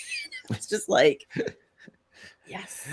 There's something about getting an older person to like a movie like that. Like, so my grandfather, who when he passed not that long ago, but his favorite movie up until a few years before he died was American Pie. Like he just thought that was the funniest. But then I will tell you, I've never heard any human being on the planet laugh as hard and as loud as he did when he saw Borat. Oh yes, Borat. And he must have watched Borat, I'm telling you, 500 times before he died. Like just laughing, like you said, and just like you would just hear from like the room, like down the hall, just be like like oh, that fat asshole. That movie is so goddamn good too. So it is perfect. I love it. So it's just funny when you get to see tangent for the Tangent podcast, but I think it's fun. It's fun when you get to show someone a movie that they really love. It's even extra fun when it's a super dirty movie that old people like. Exactly. It's like I won. Okay, but what's your next pick? Well, let's go with the super dirty, and I'm gonna go with Basketball. Yes, Steve Perry. Steve Perry. Basketball, if you're not familiar with it, which I know a lot of people probably aren't that are younger, it's the two guys who made South Park, Trey Parker, Matt Stone. And they invent a baseball, or I'm sorry, they invent a game that is a combination of basketball and baseball. And they end up, it becomes the most popular sport in the world. And it's so funny. It's if you like sports, it's so funny because it pokes fun at sports so fucking hard. Yep. It's also made by I believe David Zucker, who is like the guy who made like Airplane and I believe like the Naked Gun movies. So very slapstick humor, so funny. So funny, and it is so quotable. I can't tell. To this day, me and my friends will still say, you know, there's lines from this movie that make it into our conversation. Wake up, bitch! You're my new best friend. But like, there's so many that we quote too. When I get older, I'm gonna buy a. How does he say? The kid, and then he's like, I'm gonna own a sports bar when he's all wasted. Yeah, I can't remember that one. There's so many good lines, like. The villain Jenny McCarthy is actually watchable in this movie, and I fucking hate Jenny McCarthy. Like, only movie that I could tolerate her into was this movie. Yes, she is good in this. It's just it's such a fun, like, again, lighthearted time. And if you like South Park, you're really gonna like it, which I find strange because I don't think they wrote this movie. I'm pretty sure this is written by David Zucker, and they just were big fans of his, but I'm guessing that their fingerprints are all over this fucking movie. Totally. It's such a Trey Parker, Matt Stone movie. Like, it screams it. And I love Squeak Scolari. Oh, Squeak. Hey, heard your sister's going out. Squeak. What? Yes. Well, when he introduces the dog bed or the couch, and he's like, "That's what's his name? Bed. That's Jenkins. That's Jenkins' bed. You're sleeping here. It's like a little fucking piece of cardboard. I swear, if you guys rag on me 6 or 7 more times, I'm out of here." Yeah, that's such a good pick. I love basketball. It's so good. I think I always go like. Because again, I love how musical Trey Parker is. You know, if you've watched, which I know you watched South Park, but like I always think about the scene where they're making fun of movies. You know, like when you're driving and just like it's an emotional scene, and just the right song always comes on. And like it's this one, it's like and you missed your exit, and he's like looking around like what the fuck is going on? He's like, and those warts on your dick aren't gonna go away unless you use tropical cream every day. I fucking love that movie so much. It's so good. And the movie that got me into, and not that they're one of my favorite bands, but because of this movie, they got me into Real Big Fish, which I know is one of your favorite bands. Yes, and I love that they were in it because Beer is such a good song. Mm-hmm. And Take on Me. Yep. So good. It's a very 90s movie. A great soundtrack. Had a great, songs. That's an excellent pick. I fucking love basketball. One of my all-time favorite comedies too. Definitely. Yes. All right, let's go to you. What do you got for a feel good on a shitty day movie? So I'm gonna go a little old school and slapstick-esque. 3 comedic legends, but The Three Amigos is like an all. Like, I love that movie when I was young. I do the that they would do, and they do the little pelvic thrusts on their horse. Just amazing. Martin Short, I fucking love him as Dusty. I was gonna say so, and I love. I mean, Three Amigos is obviously a classic. But I mean, Martin Short and Steve Martin together is just always it's like peanut butter and chocolate. It just fucking works. I love them. But I would always say, like, I feel like the least, I mean, this is not like, oh, he's unsuccessful. He's super successful. But of the 3, I always feel like Martin Short kind of was the one who got like the short end of the stick. But like, I find Martin Short to this day unfucking believably funny. Clifford is one of my favorite, like, guilty pleasures because no one really knows about Clifford. And that's when he plays the little kid, and it's what's his name from Beethoven. And I've seen it. It's such a ridiculous movie, but I used to watch that all the goddamn time. Chevy Chase, like, he's just such a the part when he's singing and he's like, "Oh," and he's playing the fucking guitar there's just so many memorable scenes. And I remember watching it with like my grandparents because it was like a tolerable comedy because it wasn't too dirty. It wasn't too like out of what they wanted me to watch because they were so, picky about stuff. But I always throw that on. Greg and I will sit and crack up and just say the lines, and I fucking love it. And I'm Googling this right now. How many have Steve Martin and Chevy Chase been in other movies together? I feel like maybe Martin Short and Steve Martin have been in more things together than Chevy Chase. Cause I feel like Chevy Chase is kind of like, he does his own things. Like Nothing But Trouble. God, that movie's fucking horrendous. That movie is ridiculous. It looks like they've been in. This is the only movie they ever made together. But I did see them on tour. They did a comedy show, and they sang and they did like musical numbers, and we saw that before we got married. And our friends that was like their gift. One of their gifts to us was taking us to go see them, which was, I mean, was magical. It Chevy Chase though too? No, it was just Steve Martin and Martin Short. Oh, well, Steve Martin and Martin Short, they've done all kinds of shit. They're on a show together right now. They're on that Only Murders in the Building. I was saying that I think that part of why Three Amigos is it's so revered and well looked at, as I believe, I mean, at the time, I think Steve Martin and Chevy Chase were almost looked at as like adversary, almost like people used to look at like Pacino and De Niro. Like, yes, I feel like, and as I'm looking, they only ever did one movie together. Now they did like SNL and stuff together, but as far as movies go, it's the only movie that I could find that they ever did together. So I feel like it's kind of one of those special movies that, I mean, literally, unless they make a movie in the next few years, let's be real here, probably the only movie they'll ever be in together forever. I wish they would do I wish they would have done another Three Amigos, like as them like older.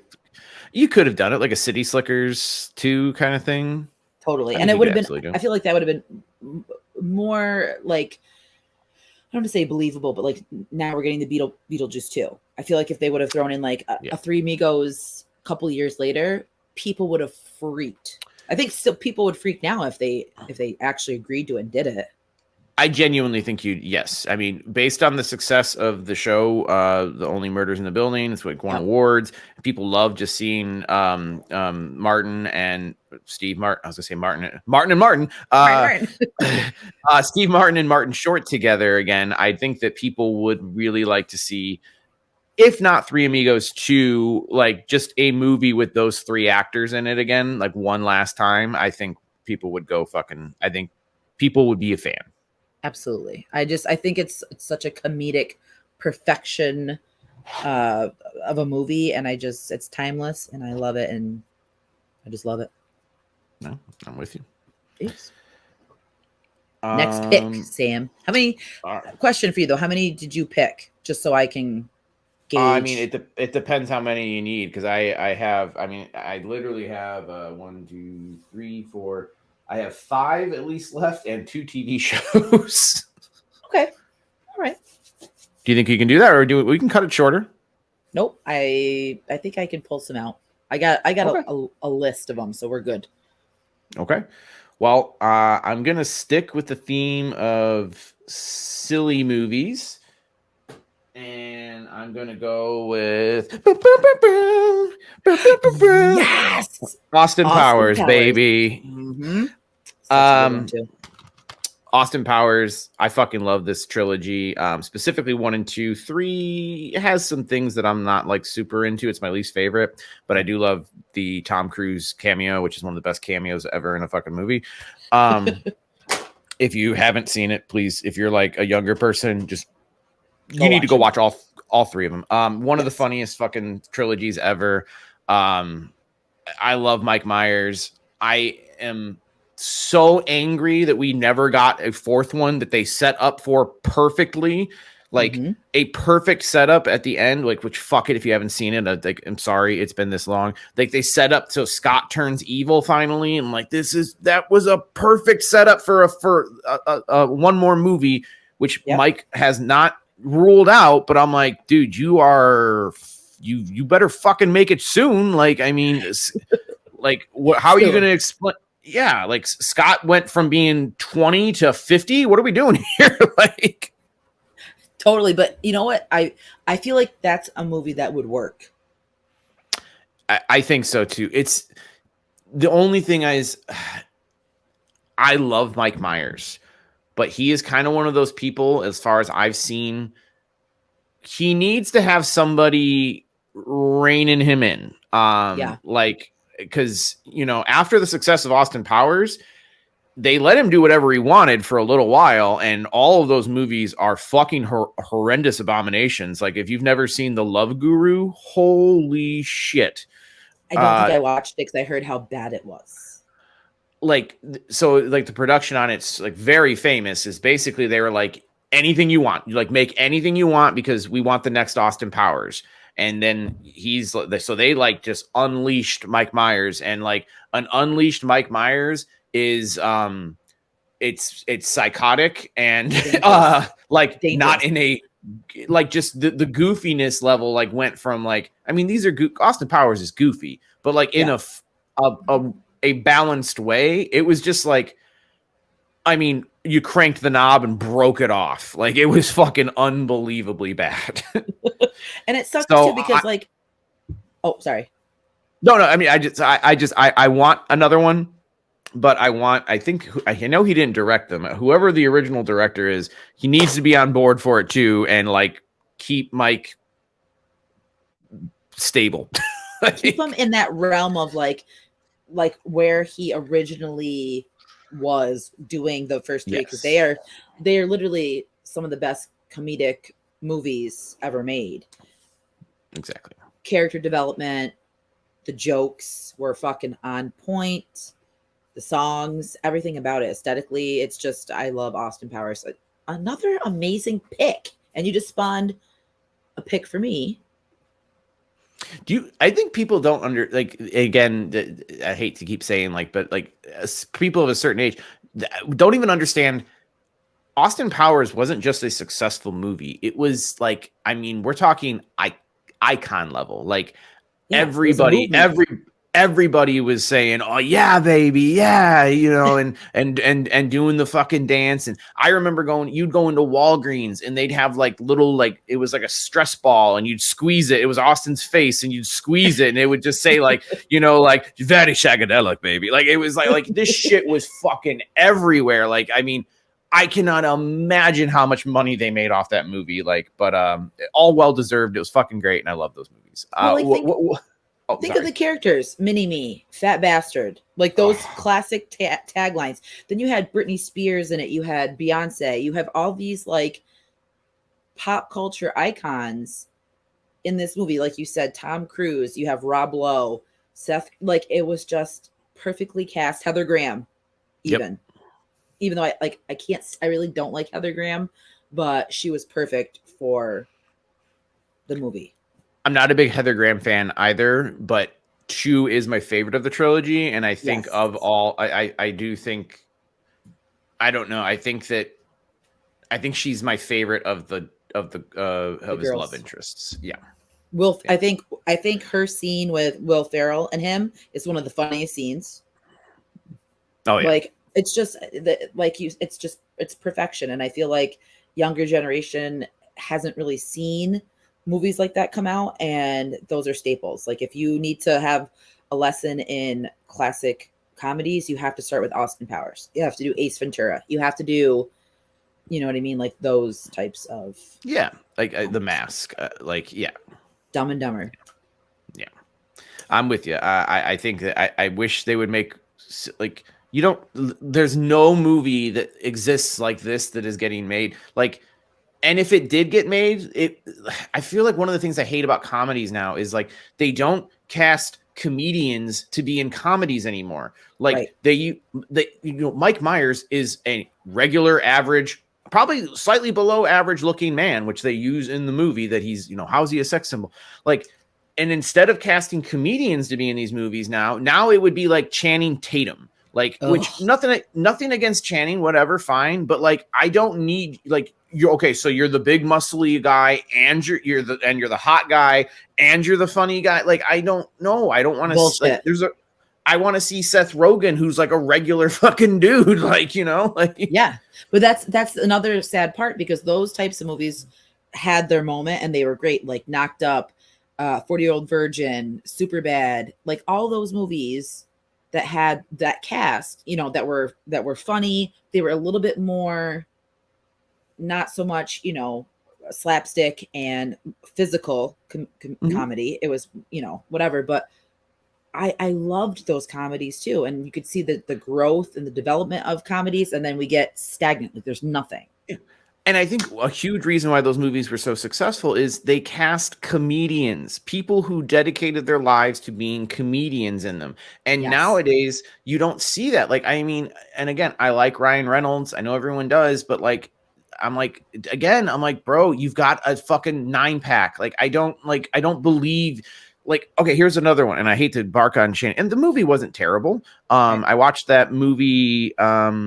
I don't remember what the fuck it was called, but like Sandra Bullock goes to the jungle. It was like Romancing the Stone, but Sandra Bullock goes to the jungle, and she's got Channing Tatum there with her. And like Channing Tatum is like, I'm like, he's supposed to be like, the book model. So I get that he's kind of supposed to be muscular, but the whole time he's sort of acting like the dork. And I'm like, you're not a dork, bro. You're Channing fucking Tatum. Like, I don't believe this. Like, it doesn't fit. It does not go together. It should have been like, oh my God, I'm trying to think of anyone right now that's like comedic, that's not like good looking.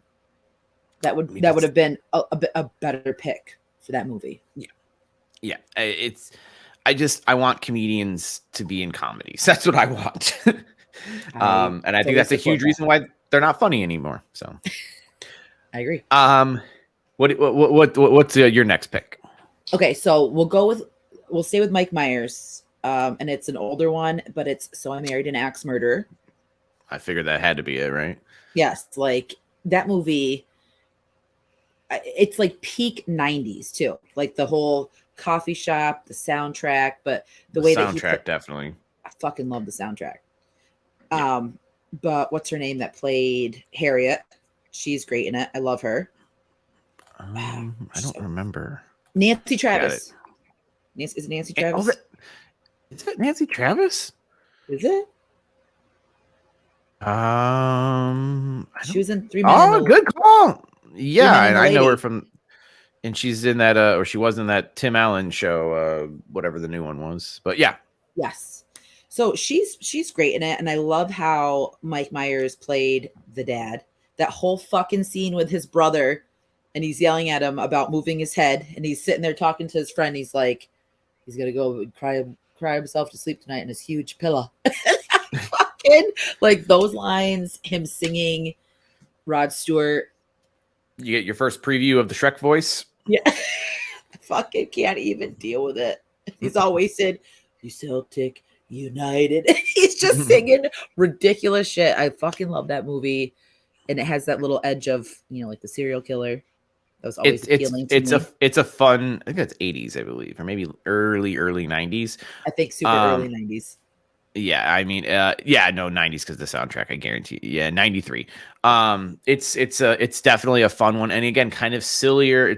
I wouldn't say it's as silly as like Austin Powers. I think he went a little like that's when he started like, all right, let's amp it up a little bit. But it's definitely a fun one, and I think it, like you said, it has that little bit of darkness because of the serial killer aspect of it. It's super super fun.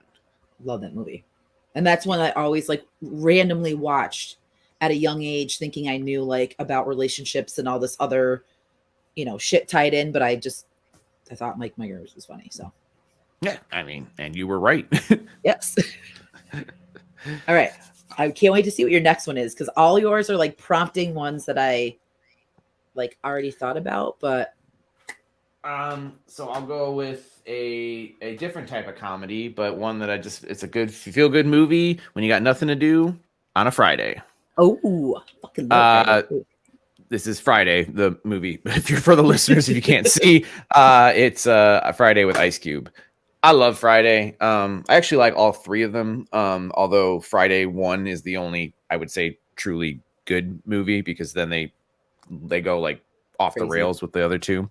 And you lost Smokey, which Chris Tucker, I cannot believe to this day they've not brought him back. But I love Friday. It's just a great movie. My dad even likes Friday, which is like, I remember being like in high school and I'm like, why do you like this movie? And he's like, I can't believe you like this movie. And he's like, I don't know. It's just two guys sitting on their porch smoking weed. He's like, I get that. I was like, okay, fair enough.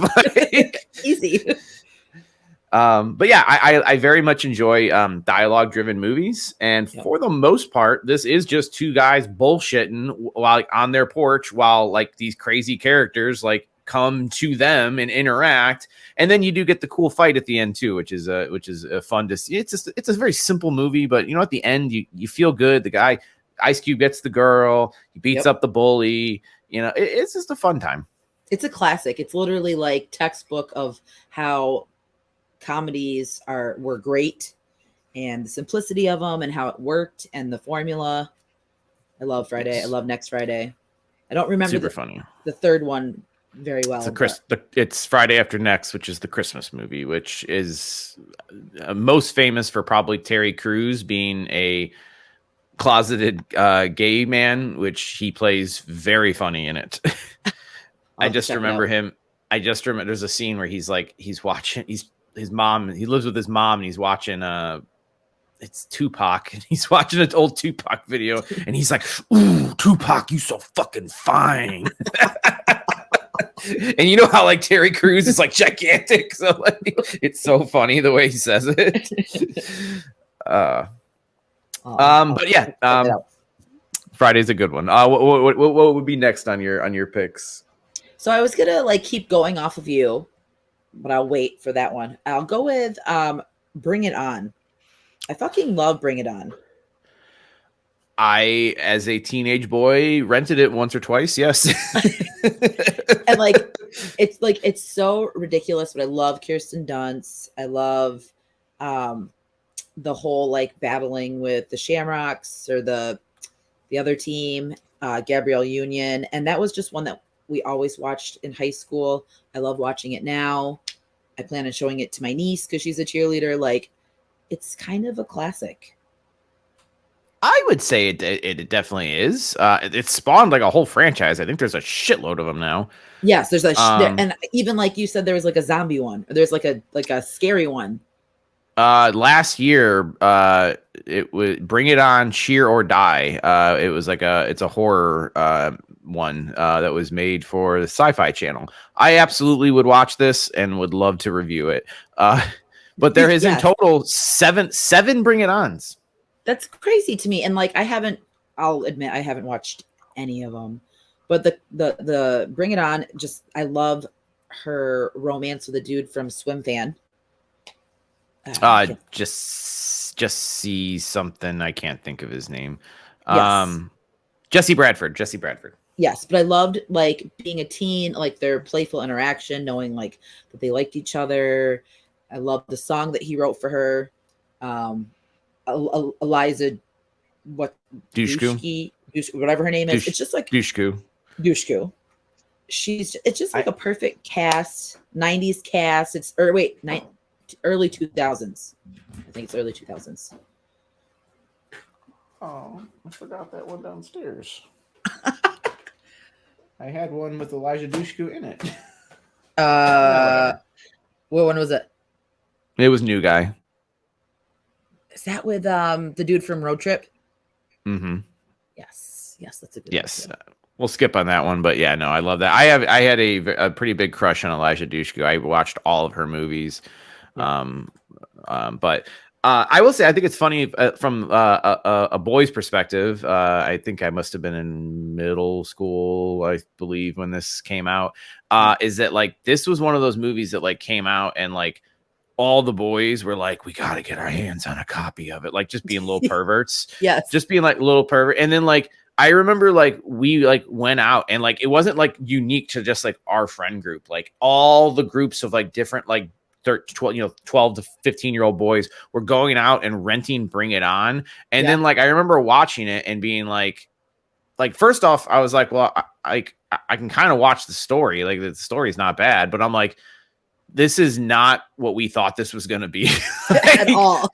Like the trailer made it seem like kind of like half the movie's going to be, upskirt panty shots. Like that's, and then you see it and you're like, oh, it's kind of like totally just not that at all. But I just remember I had to think it was funny that like, just an army of boys were going to the video store and all going straight to Bring It On. Well, that was it too. Like we wanted to go see it in the theaters, and like our guy group never really like wanted to go to the movies because we'd go see Titanic or whatever. But they all wanted to go see Bring It On, and then we went again, and they all wanted to go again. And we're like, yeah, we know why you want to go see it again. And then I changed because it was like every Friday. Because I mean, our movie theater was small. Then they had Halloween H2O, and I was like, fuck, Bring It On. We're going to see Halloween H2O. Yeah, time for something a little more adult. Switch it up. But it brings me back to that like feeling of not even like being a teen, but just like, I don't know, reminiscing. Not that I was a cheerleader, not that I experienced any of that shit, but it just is that movie that brings me back to that time. And I love that. That's a great self-care comfort movie. I absolutely get that. I think that was a pretty seminal movie for that time period. So if you grew up in that time period, I could see, and especially if you're probably a girl, then that movie, while it's not perfect, is super fun and it's just probably just like it's the member berries. It's the nostalgia feeling. Exactly. And that's what I love, that feeling when you want comfort is that. Yep. And that's what it delivers. Sometimes you just want that again, I love a big old plate of member berries sometime. Who doesn't? Yes. But what is your next pick? So my next pick here is one of, I think, the funniest movies in the world. And that is History of the World Part 1. This is Mel Brooks. I don't know if you're a Mel Brooks fan or not. I've never seen that movie. I think you'd get a kick out of it. They did just make the sequel, which is like a full, it's like a mini series now. I haven't watched it because I hear it's not anything like the original, but it's a episodic movie where they go through the history of time. It's the history of the world, so it's like segmented. And like, I mean, I remember the first time seeing this movie and like the opening scene, I don't remember ever laughing that hard. Is the opening scene is like they're like there's a voiceover and you just see like these monkeys, like people in suits, but like monkeys are walking around and they're like, until the day that the ape stood on its own, and then like it's playing the like dun dun dun as like the monkeys like stand up, and as soon as they stand up they all just start jacking off. And they're like, and like I just remember like being like a 13-year-old and like I was like, that's the funniest fucking thing I've ever seen. Like, and it was at that time. It might still be up there. Wait, now what is it called? I gotta put that on my list. It's called History of the World Part 1. The Part 1 is the joke is that he never intended to make a sequel, and now he's like 160, so they talked him into making a sequel. That's sad. But yeah, it's very, very fucking funny movie. It's got some very memorable lines in it. I think you'd enjoy. If you've ever heard someone maybe in another movie reference like "It's good to be the king," that's from that movie. Mel, and Mel's the star of this one, which he usually isn't the star of his own movies. And he's very I think Mel Brooks might be the funniest person who's ever lived. Oh my God. I'm seeing like the pictures of him in it and then looking at like a current picture of him and oh boy. Yeah. He's like 1,000 now. Yes, absolutely. But Cloris Leachman, I love her. Yes. Cloris is she's the hottie in the movie. Well, I must check this out. I genuinely think based on, I would say it's probably as close as a basketball movie that was made in the 70s, I want to say, maybe.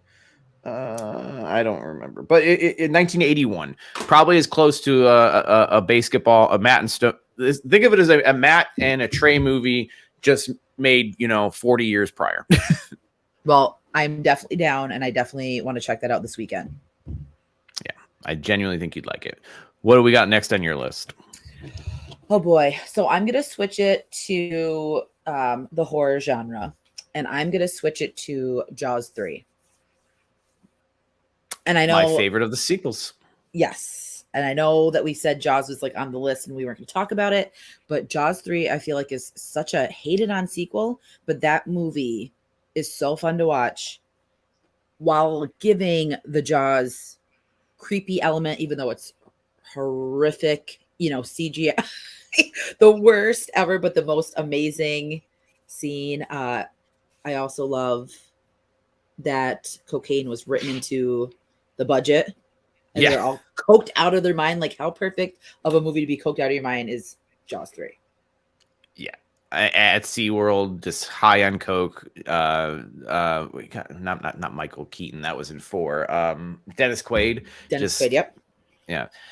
It's my favorite of the sequels. I genuinely do enjoy it. I do genuinely think it's a better movie than 2. I know that some people say that's blasphemy, but 2 might be my least favorite of the sequels, honestly. 2 would have been okay for me if that girl would stop fucking screaming. Yep. The one with the short hair. Mm-hmm. The Bob. The whole goddamn time. Like, I think one of the best kills is in that. It's what's her name? That is with the little boy and the shark comes up like we got in the first one. Yeah, and it's supposed to be like consumes her whole. Yes, and that's like the back. So you see him coming up like the pond scene in the first one where you see the guy lose his leg, and I think it's just like an awesome shot of him coming up fast, and then you see him grab her, and the kid's like right there and he's screaming. Like, there's potential in that movie, but it's just ruined with her horrible acting. Anyway, we won't talk about 2, but 3 is just, I love the twist. Like, how cool that we get a twist in a Jaws movie that it's not, it's not the baby, it's the mother, and the mother's in the park.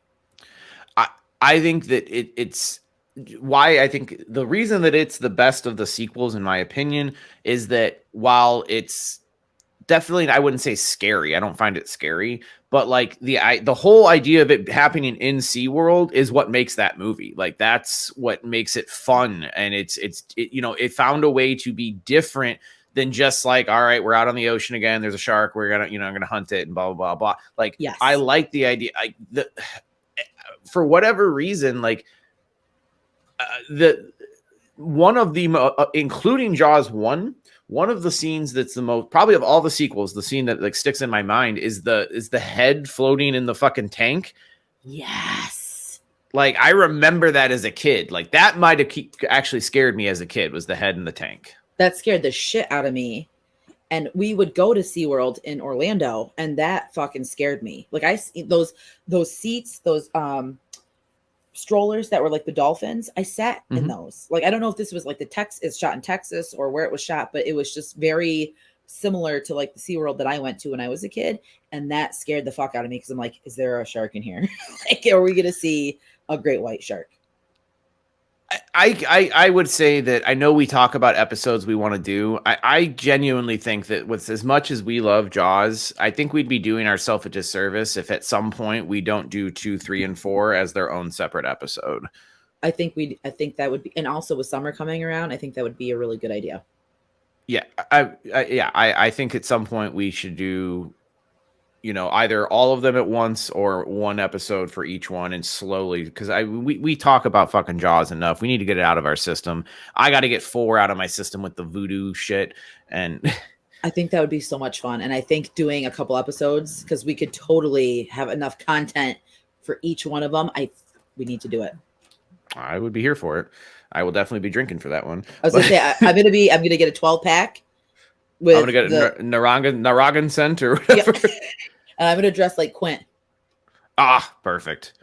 So we will be decked out. We need to do that. It's gonna happen. I think we absolutely should. Okay. Moving into the horror realm myself, I am gonna go with Mr. Henenlotter's Frankenhooker. Ooh, good choice. That's a good one. I love Frankenhooker. I love all of Henenlotter's movies, actually. Frank Henenlotter.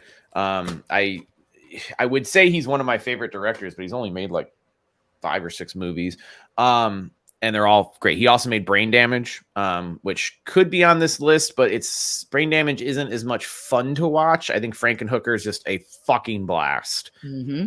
I agreed. Yeah, if you haven't seen it, come on, the title's in the fucking, it's in the title. It's a guy brings his dead girlfriend who gets chopped up by a lawnmower back to life, but he does it by he explodes like 10 hookers and he builds her a new body, and like half of it's made with like a black girl's parts and half of it's made with, so like none of them match like the color, and she's got like a hooker brain, like just like the shit she says when she's walking down the street is just, she'll start like twitching and just being like, you know, you want a date? Yep. You want a date? It's so fun. And then James Lawrence, who I think is a so underrated fucking actor. He's not been in. I don't want to. He actually follows us, so I don't want to say anything to. Let me start that from the beginning because I don't want to. All right. Yes. I'm going to cut that part out. James Lawrence is a unbelievably talented comedian. He's the star of the movie. He's the doctor who's trying to save his girlfriend. He's so fucking funny. He has so much charisma in this movie. Like everything I've seen him in, like he just kind of pops up. He's so unbelievably funny, and I cannot believe someone needs to like cast him as like the funny dad in a TV show or some shit like immediately, because he's so fucking funny, and he's a very nice guy actually too. Well, there you go. Advocate for him to spark his yes. Yeah, I think yes. But it's such a fun movie.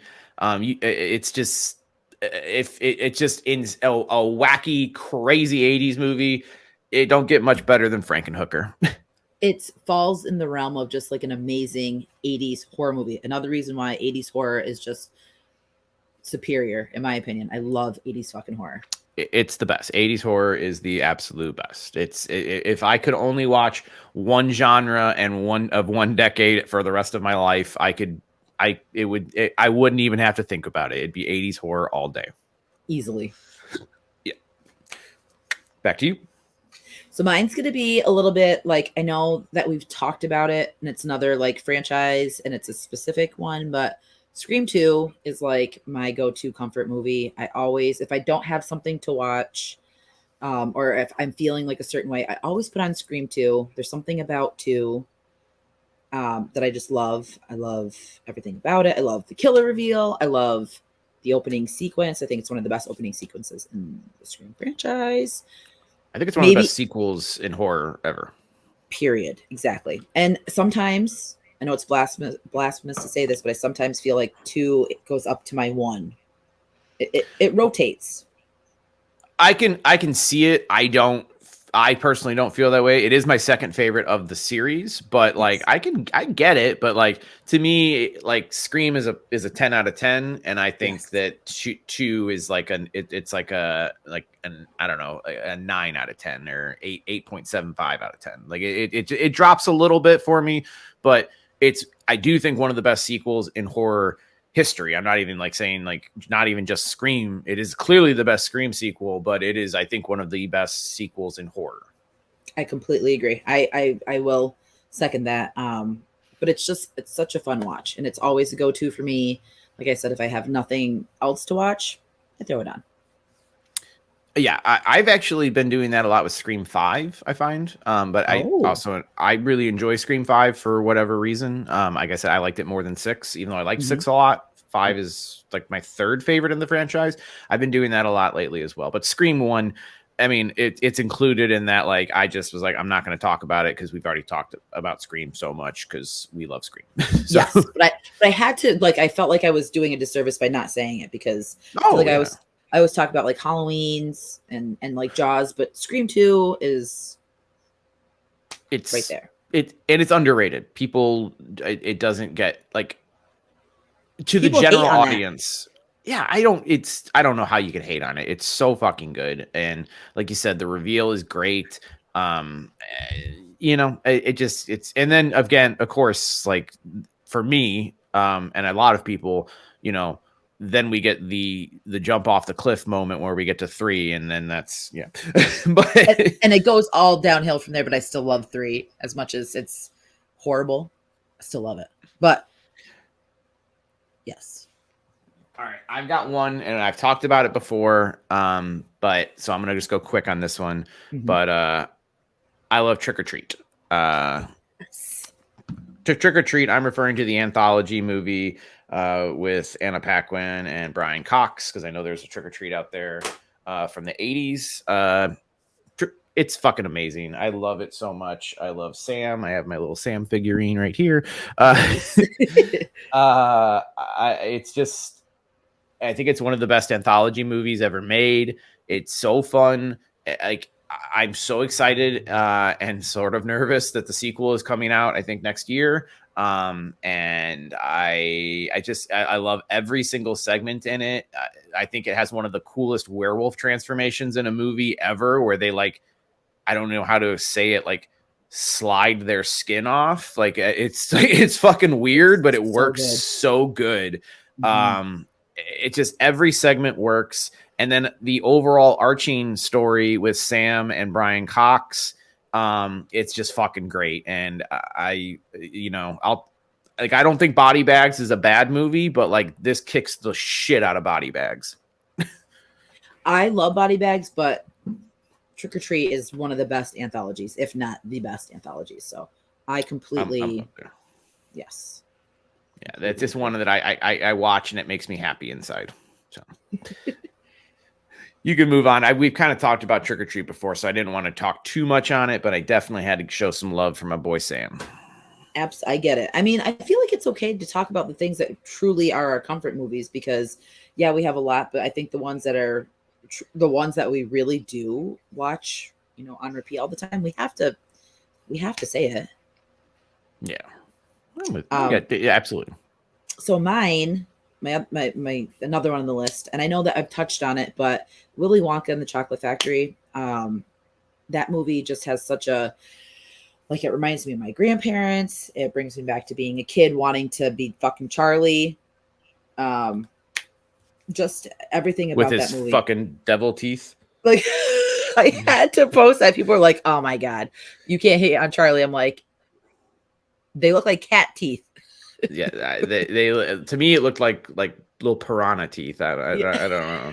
And his little toothy fucking grin, and it just, I love all the memes from Willy Wonka with, like, Grandpa Joe. Good morning to everyone except for that piece of shit Grandpa Joe. Yeah. So ridiculous. But Gene Wilder, like, I love that man. I think he's amazing. I love all the songs. I love the message. You know, I love the ending always gets me. I love the fucking ending. So yeah, I won't talk too much about it. But. Well, it's a classic for a reason. I will say that there's a lot of yes, Ripley.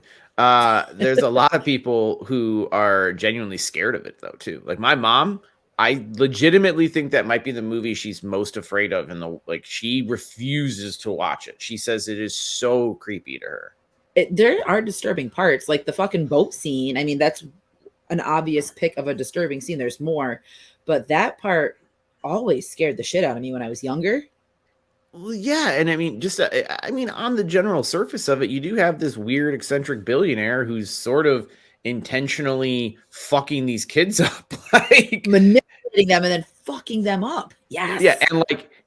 Yeah, and then and you have, I don't know, like, it just, there's some creepy parts to it. Now, I didn't give a shit about the remake because then they just took that creepy factor and were like, you had to have Gene to play it just perfect. Absolutely, but I just thought the quirkiness of Johnny Depp was just, I hated it. I hated everything, every little bit about it. I hated that. So, and now we're getting a prequel with Timothée Chalamet. Yeah. Yeah.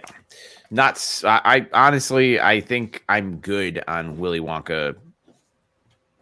I get, it's a franchise, it makes money, but I'm good on it. Like the one was perfect and I'm good on it. I don't need anything else on it. I'm glad that you said that because I feel like, being such a fan of that movie, I don't see where it's necessary to have sequels, to have remakes, to do a prequel. I don't understand. I get it because it's a fucking monetary issue. It's a money grab. It's, and it's popular, but like, leave it be. It's not like the last one was even really well received. I don't know anybody who is like, oh yeah, I really like the Johnny Depp one. Yeah. Like I'm sure it made a fuck ton of money, and that's why they're doing this prequel. But it's not like critically that I know of anyone who's like, I don't know a single person who's like, I like the Johnny Depp one more. I don't either, and I'm sure there's people out there. And if it's you, please let me know because I'd love to know what it is that appeals, because I tried, I gave it a chance, but even the kids are fucking weird. The way that he it's just so overtly like creepy, and it doesn't make sense. Like it felt like Tim Burton for force and come up with a new character. I'm with you, but it felt like Tim Burton to me. And I don't even know if he made that fucking movie, but it felt like Tim Burton. And I'm sure he made that movie. Let me just double check here. I'm positive. I'm pretty sure he did. All right, because I think this was when him and Johnny wouldn't stop fucking making movies together. But Willie, no, wait, that one was called Charlie. What the fuck was it called? Charlie and the Chocolate Factory. Yes, right? Charlie. Yes. That was 2005. Oh my God, we're old.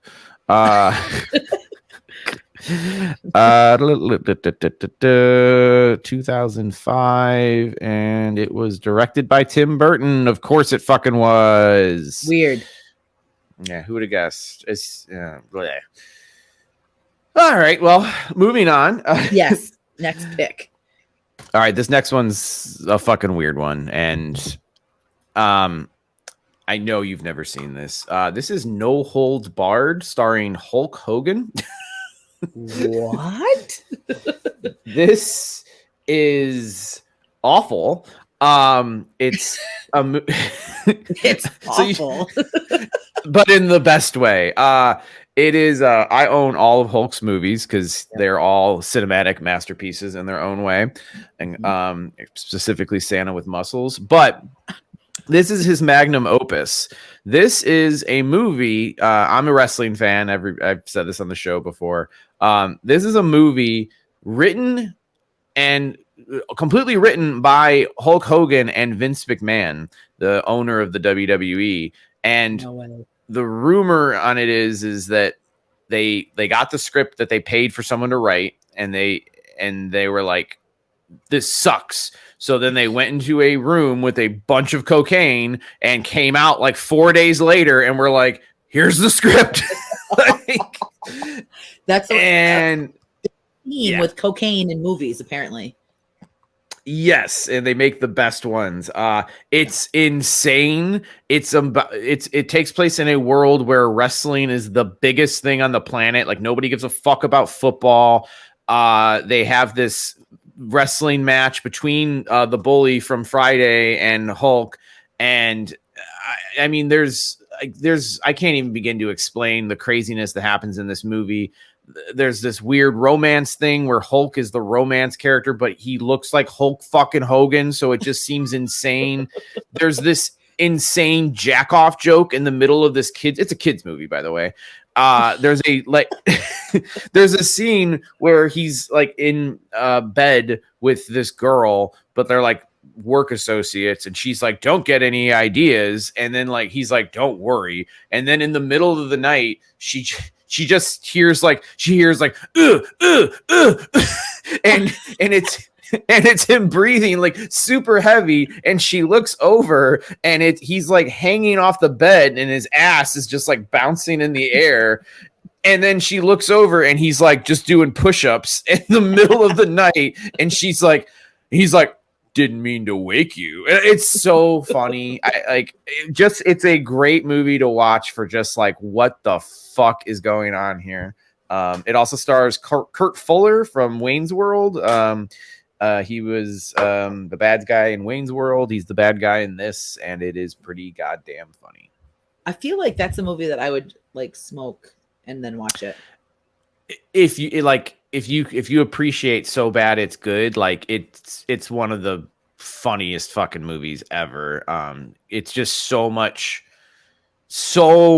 like just like masculinity, but like in the weirdest way possible. It was written by Vince McMahon and Hulk Hogan, who like know what professional wrestling is, but somehow they like wrote it to be even dumber than professional wrestling is. Like they're having a contest. So what's the contest going to be? WrestleMania or something that we know? No, it's the Battle of the Tough Guys. It's like, what the fuck are you talking about? That's the dumbest name ever. It just, if you like big men going because that's half the dialogue. Oh, and Hulk Hogan makes a man shit his pants, and it's so funny.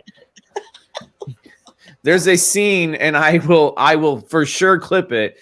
He grabs this generic bad guy, and he holds him up, and the guy starts crying, and Hulk goes, he goes, "What's that smell?" And then the guy just goes, "Dookie," and then like shit falls out of his pants. What?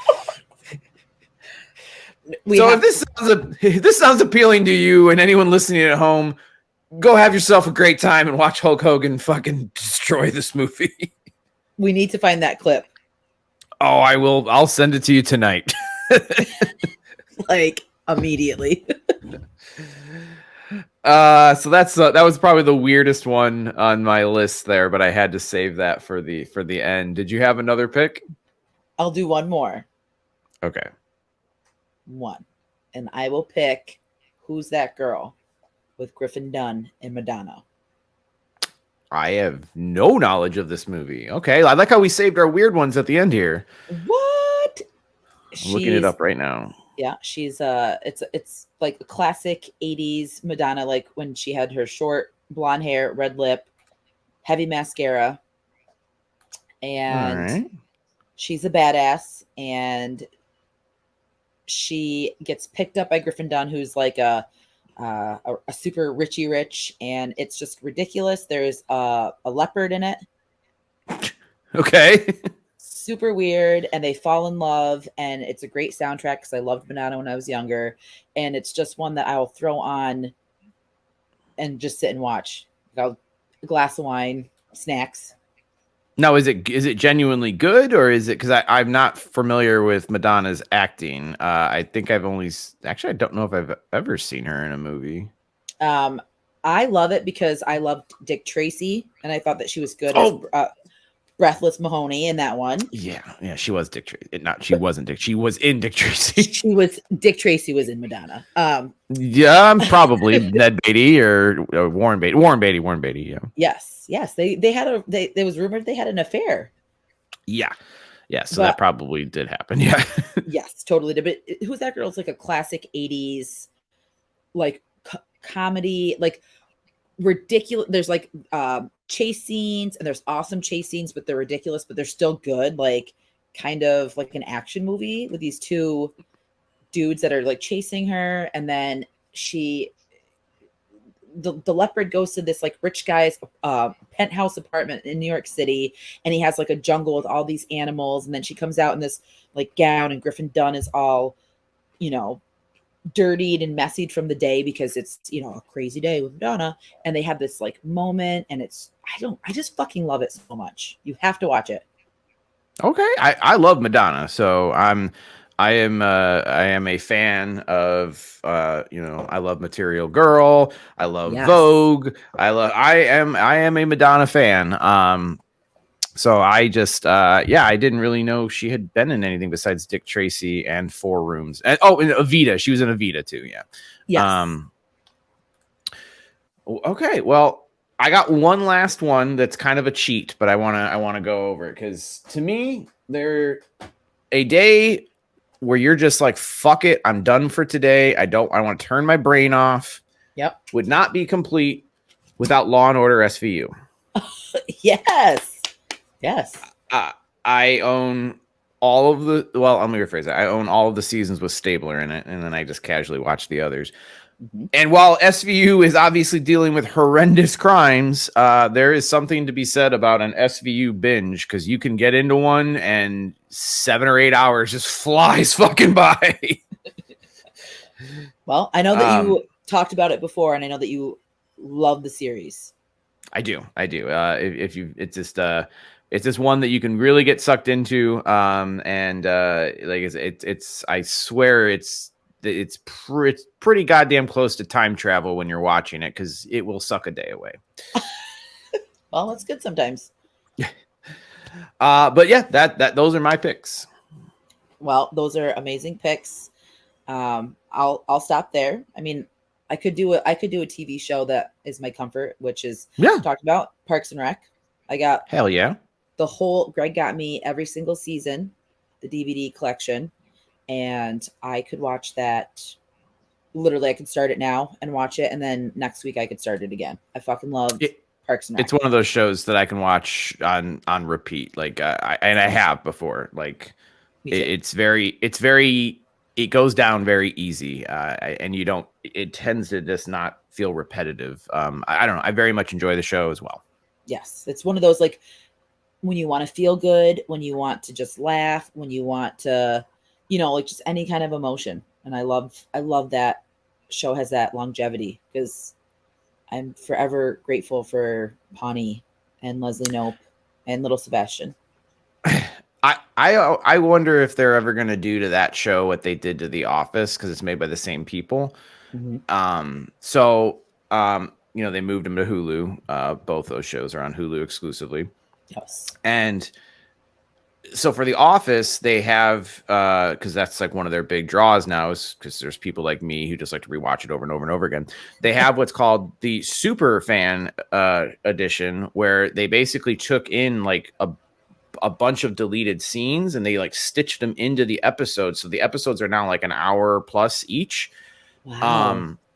And it's weird though, because it's like I actually don't like it. Like I'm in the middle of watching them all because I just want to see what was out there, but it's different takes too. So like I'll hear the same line that I've heard 1,000 times, but because it's slightly different, it almost is like it like hits my ear wrong, and it hurts my brain a little bit. Off. You're like, wait a second. That's not how that was. Yeah, I'm like, that's not, and then like I have to think, I'm like, no, I'm like, that wasn't the original cut, like that's different, and so but it is kind of cool as a fan. Now I'm getting to go see shit I've never seen before. I kind of think it would be cool if they did that for Parks and Rec too. I would absolutely love that. I'll go back and watch the outtakes of like Chris Pratt saying like one-liners, and like Ben and what's his name? My God, Aziz. I can't think of his name right now. Tom having a conversation and having to do the lines like 6 times and just literally laughing equally as hard as them, because you just know it was genuinely that funny, and I couldn't imagine filming with them. I would not. And they're having a good time, and yes. I know the edit where Andy jumps over the desk or whatever when they're trying to and like just how many times they had to do it because he kept fucking like just cracking the crew up. Have you ever seen the one thing though? I'll say real quick, just because I know you love the show, but Michael Schur, the creator of it, was like, I hate Chris Pratt because he just off the top of his head, he said a line, which he's like, I think is the best joke in television history. And he's like, and I didn't write it. He just said it. And it's the one where, and it cuts to what he thinks the best joke in television history is. It's him going, it says here you've been diagnosed with network connectivity issues. Like, when he's trying to look up WebMD, and I just remember like Michael Schur being like, he's like, I hate him for writing that because it's better than anything that I've ever written. I haven't seen that, but just watching him with the Kim Kardashian joke about the best comeback. Yeah. And like that whole part. And then when he was trying to be the fucking dog, or no, Aubrey Plaza was like, oh, and blah, blah, blah, because you're just like me. And she does the voice and she's hiding behind the fucking dog. I love some of the bloopers on that. I always think of the one which I can't believe I don't think it got into the episode, but the one where he's like, I wipe and I wipe and I wipe and I wipe. The brown marker. Still poop. It's like I'm wiping a marker. Did you see when he fucking shit his pants? No. Like, not like he literally pooped his pants, but he farted. Like they go action and he stands there and it's like, it's the loudest fucking juiciest wet fart. And he's like, shit my pants. And everyone's cracking up and they're all like covering their mouths. I'll have to put that in a clip and put that somewhere, but I want to see that one. Yeah. It's the loudest fucking fart. And he's just standing there looking confused. And he's like, looks up and then it's still going. And he's like, I'll just shit my pants. Oh, back when I liked him. I know, that's the other part. It's like, I like to reminisce about Andy Dwyer because that's when I loved him the most. Because he's a sweet guy. He seemed like a sweet goofball. And now he seems like a fucking right-wing crazy person. The best representation of like a funny, like real dude. You know what I mean? Like just a good dude. And now he's a prick. He's just a fucking, I can't with him. Yeah. I get annoyed when I see him in a fucking movie. Agreed. We know the hatred for Chris Pratt. I mean, I'm almost on that level too. So. Well, that was, I believe, all of our comforts. So we've discussed them all. Now we're all hungry and want to go watch some of our favorite movies. Yes. Yes. Do you have anything that you want to plug? Anything that you've been working on? I know you got Pretty Killer Podcast is cranking out some episodes too. So why don't we go ahead and tell people about those? I mean, you could just go check them out. We got a YouTube page and got some cool people on, and Sam's going to make an appearance. We got to figure out when, because we have to go back to where it started. I will always do that. So we're going to pick that. And I don't know. It's just nice because like there's that, but like there's this. And I just love that I get to do both because it's fun to talk horror, but I loved like talking all the old stuff, like reminiscing, and we try to keep it. Yeah, this is just what we bullshit about anyway. It is, but it's so nice to like have this as a show and have people like actually want to listen to us, and it's just nice. So, and it's nice to be able to balance it and not have to worry about school. So yes, check out Pretty Killer Podcast if you want. If not, stick with us here. And that's it. And we're going to do another live. The next episode we'll do live. We'll pick that. Yes, we will announce that when that's going on. And I'll charge my phone this time. Yes, please. Other than that, I guess like, rate, subscribe, share it, do all that fun stuff. Follow us on Instagram, follow our YouTube page, and we will see you later.